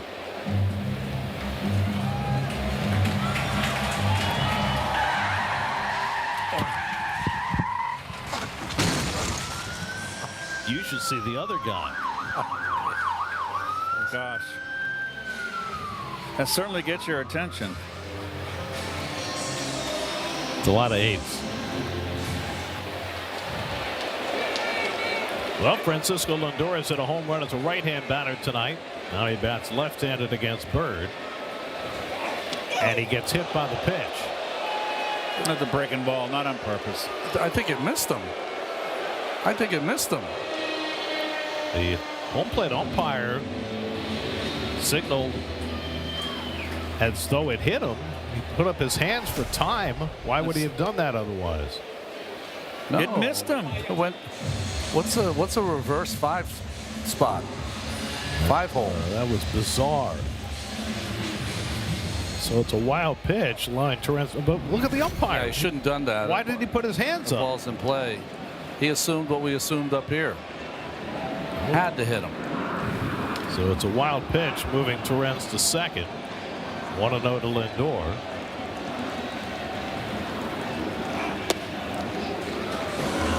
Bird really struggled.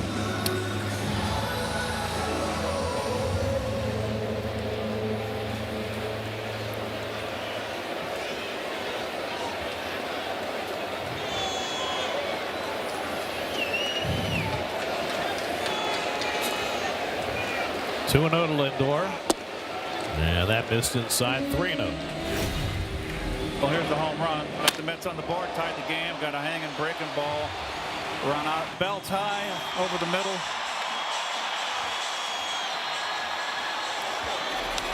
See a swing here. Why not? Nope, not even close. That's the second walk of the inning for Bird. I mean, I would think he's done by watching, but what do I know? Butera's making sure Kranick's ready, and he'll come and get his pitcher. So Bird pitches an inning, retired 3 batters, gave up 3 hits and 2 walks. And ex-Met Max Kranick comes in. We'll be right back.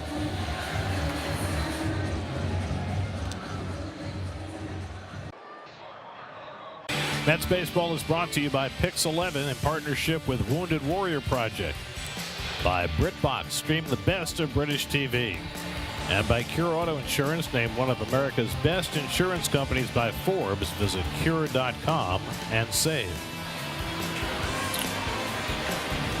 Beautiful overhead of the Brooklyn Bridge as Max Kranick comes on to pitch for the Nats. I was talking about his numbers with the Mets last year. 24 games, 1-3, 3.65, 25 strikeouts, only 5 walks for Kranick last year. And he throws a fastball strike to Bo Bichette. Max had flexor tendon surgery in August of last year. Mets declined to re-sign him. The Nats did. And he made his return in mid-July. Now pitching in his 10th game. And Bichette pokes one toward the middle. That's a base hit. Torrens around third. He will score. Lindor to third. Bo Bichette adds an RBI single, and it's 4-1 New York.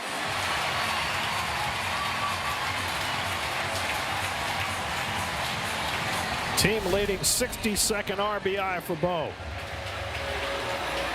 Well, I can see what kind of season the Nationals are having right now. It doesn't matter who they bring in. It just lights the fire. You took the words out of my mouth, Ron. There's 2 outs. Lindor's on his horse. And Young wisely threw to second base. But to me, with this ball club, what we're seeing is any close game that's late, they're probably not going to come out on top. Now Luis Robert, who's 1 for 3 on the night. First and third, 2 out. And Robert goes after a high, hard 1-0-1.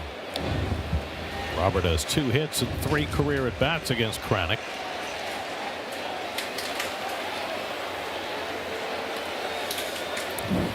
That's with 2 in the 6th, 2 in the 7th after they were held to 1 hit over the first 5 innings.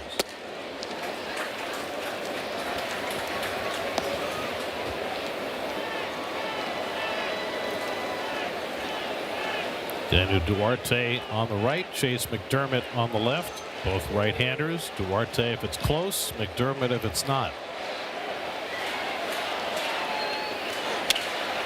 Robert fouls back a fastball, and it's 1-2.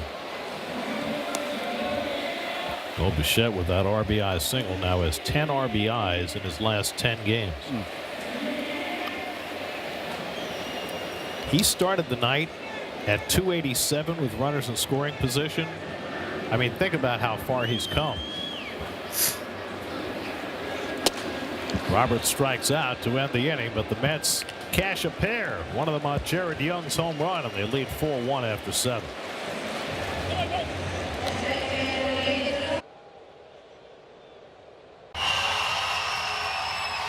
Hyundai in-game box score for the Nationals. That's got an unearned run in the 3rd, driven in by Brady House, but that's basically been it. Mets rallying for 2 runs in the 6th, 2 in the 7th. Jonathan Pintaro went 2 innings. He's pitcher of record on the long side, and now Daniel Duarte, who's become very important in the Mets circle of trust, comes on to pitch the 8th. Duarte last one on Monday against Atlanta.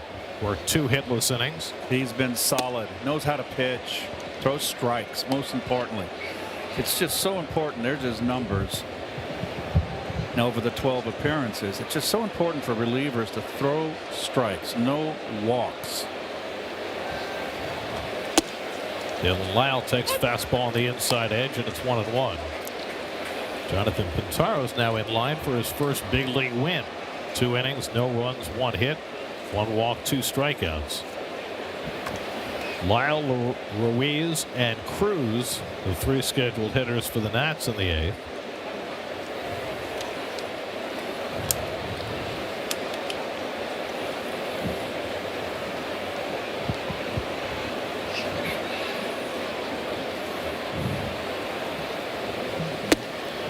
Got it on the hands of Lyle with that cutter, and it's 1-2. And a good one. Right inside corner, up on letter high. Oh, the pitcher of record. Why shouldn't he smile? That's right. 1-2 coming. Hit down the right field line. That'll go foul into the netting. We might have a month and a half of guys getting their first wins. Duarte just got his first win on Friday. Right. First win for the Mets. He had big league wins before. I mean, Duarte missed basically the last 2 years because of injury. After pitching for the Reds and the Twins fairly effectively in 23 and 24. So it's not a shock that he would come in here and be successful. Got in on the hands of Lyle, who flies it out to center. And Robert back to the warning track to get it. 1 out. That ball carried.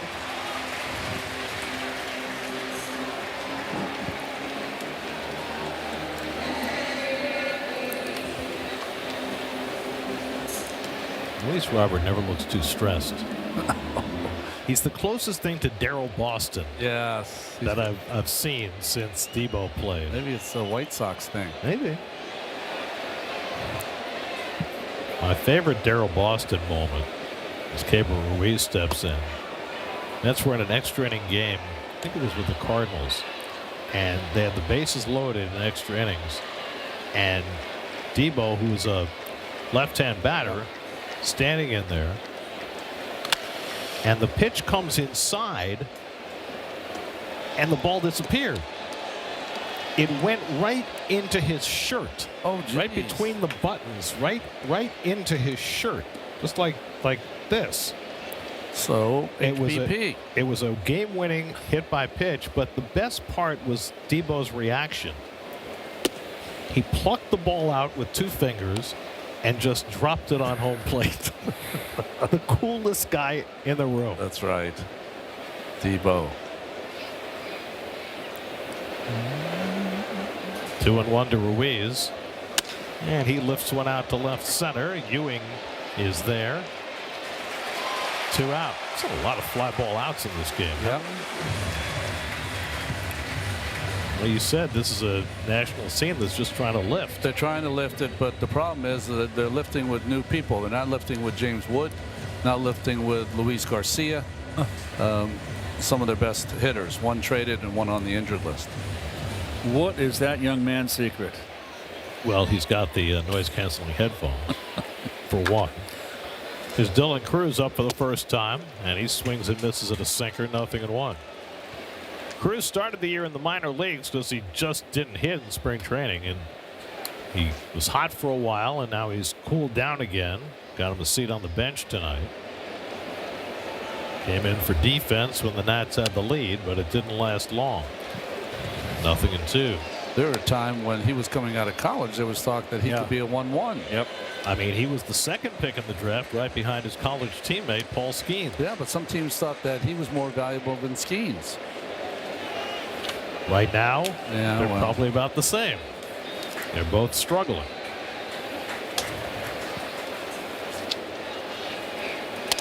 Given Skeens' drop in velocity, do you suspect that he's hurt? Yeah, it's a hard. I mean, it's shocking that a pitcher that young who throws that hard. I mean, it'd be the equivalent of the next start Mizorowski went out there and threw 97. I mean, it's not only that he's not hitting the high numbers, but that he would routinely have games where he'd hit 97 30 times. And I think his last start he didn't hit it once. So that's a little alarming. Well, he says he's doing it on purpose for command, but that could be just, smokescreen. Well, he's changed his arm angle a little, and whenever you do that, that can kind of fiddle with your mechanics of maxing out velocity. So someone told him he needs more command. So what are the results from his change? They haven't been good. He hasn't got a dead arm. We heard that a lot, Ron. Remember in our day, pitcher had a dead arm, they'd skip him a start. I just think in this day and age of baseball, when you're chasing velocity all the time, when there's a big change in velocity, that seems to be a red flag. Yep. 7th pitch of the at-bat to Cruz, and he struck him out with high heat. Daniel Duarte works a 1-2-3 top of the 8th. He continues to establish himself right in the middle of the circle of trust.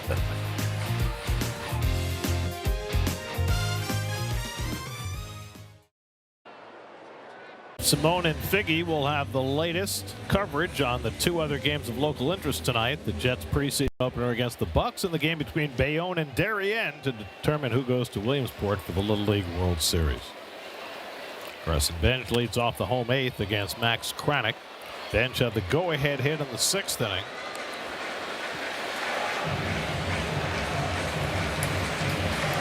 Mets were down 1-0 going to the sixth. Lindor homered to tie it. Bench put the Mets in front. Young homered in the seventh. Bichette added an RBI single, and here we are. And Bench lifts this one to center field. This will be the 18th putout for an outfielder in this game. 9 apiece. Well, here's your base hit. 8 up. Nunez, who had made every play prior to that bullet. He got scorched. Yeah, was Bench's 48th RBI on the season.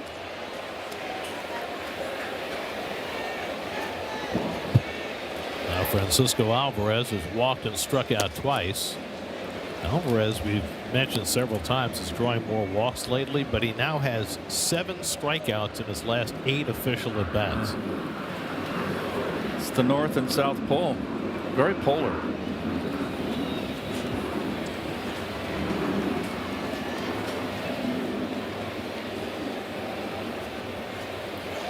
That depends whether you prefer penguins or polar bears.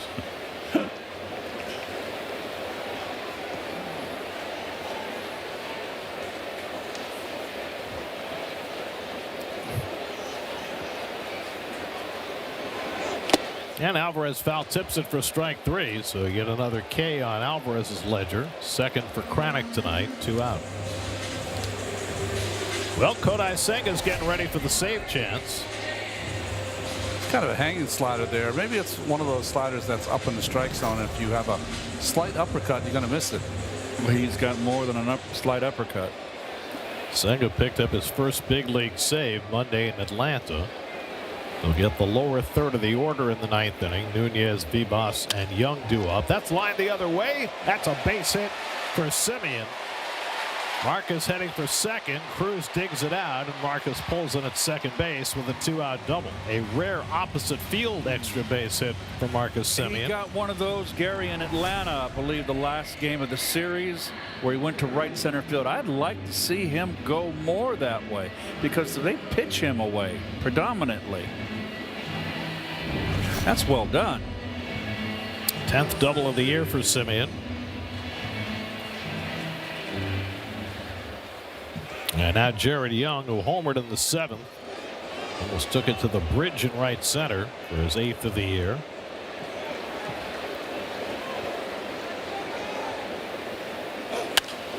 Lifts this one foul, 0-1. So you were talking about Met pitchers who've gotten their first big league win this year. Zach Thornton, Christian Scott, Chase McDermott. There you go. And now Jonathan Pintaro with a chance tonight.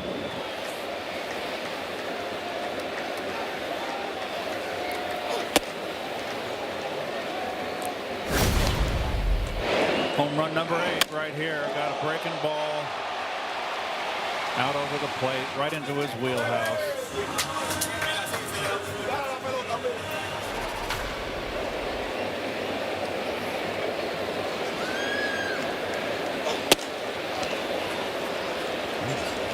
Hardest pitch from Kranick right there, 97.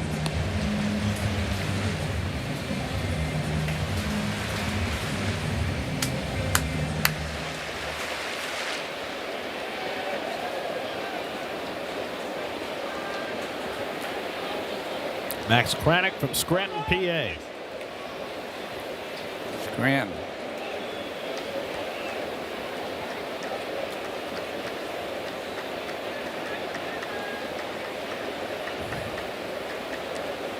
Facing Jared Young from Prince George, BC.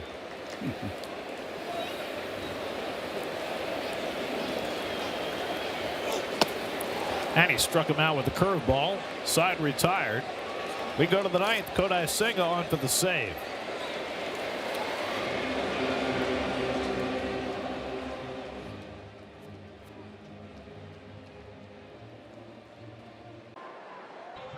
in his new role.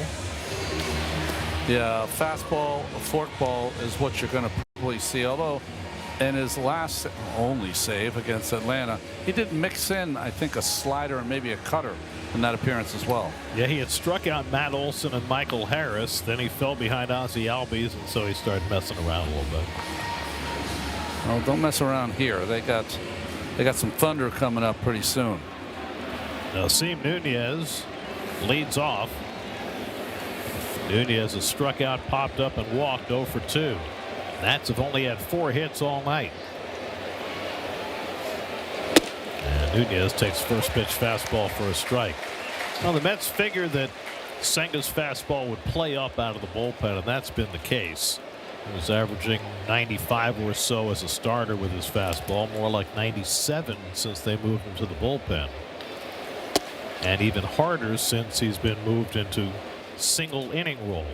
Well, I've watched enough of Senga. When he has that good fastball, he's aggressive and goes after the hitters. When he does not, he tries to be too perfect and hit the corners, and that got him into hitter counts. Vivas and Young to follow after Nunez.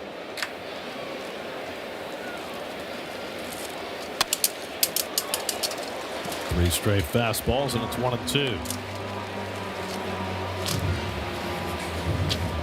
So with a guy like Nunez, who's not Matt Olson or Michael Harris, do you just stay with the fastball, or do you go to the fork to put him away? No, the fork here. That's fastball down, so you can throw that forkball right off the down fastball. Should put him away.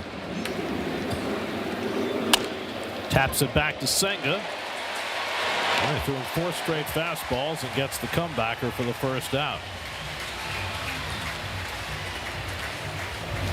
So 1 away. Now Jorge Vivas, who has one of the 4 Washington hits, an infield hit in the 6th. Robert Stock started and allowed just an unearned run and 3 hits over 4 1/3. Nate Lavender got 2 outs in his first home game in the big leagues.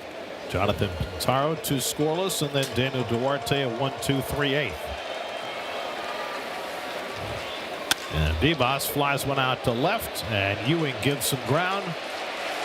2 out.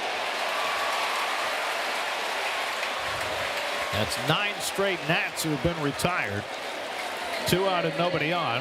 And the Nats are down to their final out of the night with Jacob Young coming up. Sean Manaea goes for the Mets tomorrow. It's a 4:10 start. Coverage at 3:30 on SNY tomorrow. Young is 0 for 3 tonight. And takes the fastball that crackles in at 99 on the corner.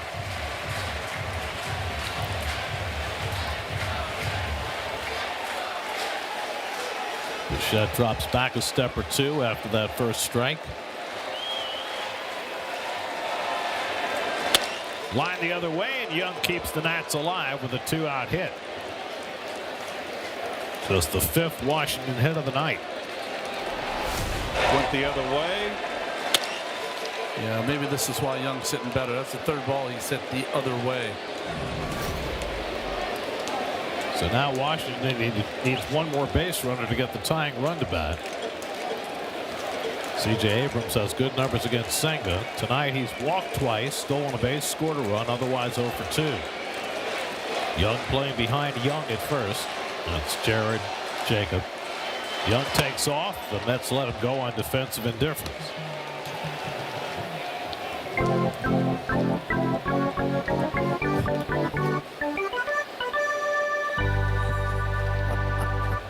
Totally indifferent. Nah. 1-0 to Abrams. And that one trickles away. No, it hit him in the foot. And that will bring the tying run to bat.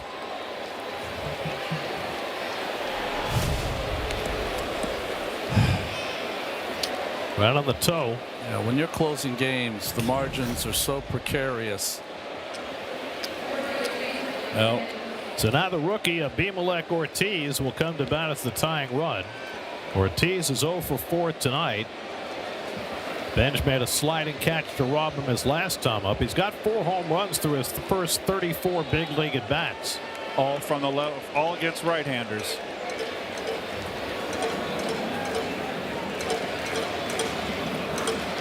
And And Ortiz takes up and in for ball one, and Torrens is going to challenge the call. I don't think he's going to get it. It's a ball. It's at both of their challenges remaining, so it's a no-lose situation. It's a ball. And it certainly is. Call is confirmed. The count's 1-0. It's still up one challenge remaining.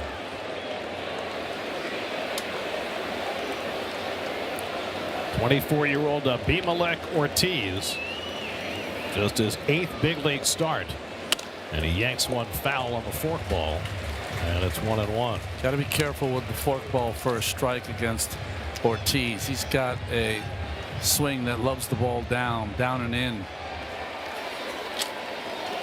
Jacob Young at second, Abrams at first with 2 down. 1-1 to Ortiz.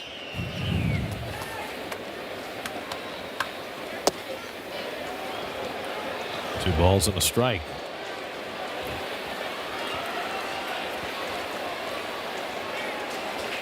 Going getting a little dicey for Senga. Brady House, who's had a good night at the plate, is on deck. 2-1 coming. And Ortiz fouls it back, and now the Nats are down to their final strike. Oh, he did the Mets a favor there. Yep.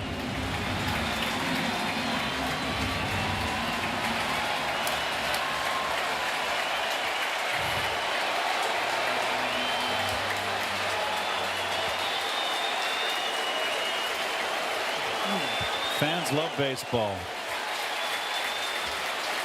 And fireworks.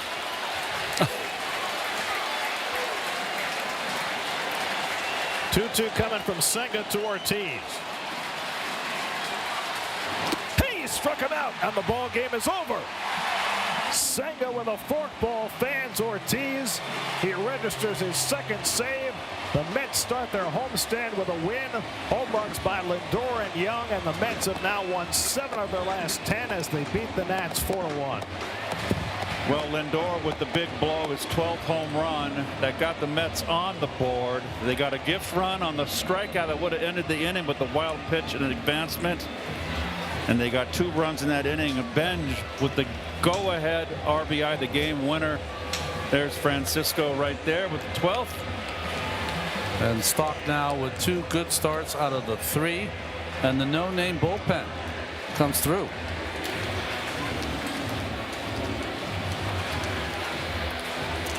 Well, the Mets held the high-powered Nats without an earned run tonight. Jonathan Pintaro goes 2 innings to get his first big league win. Robert Stock had a redemption start. Carson Benj had the go-ahead hit and a terrific catch in right field.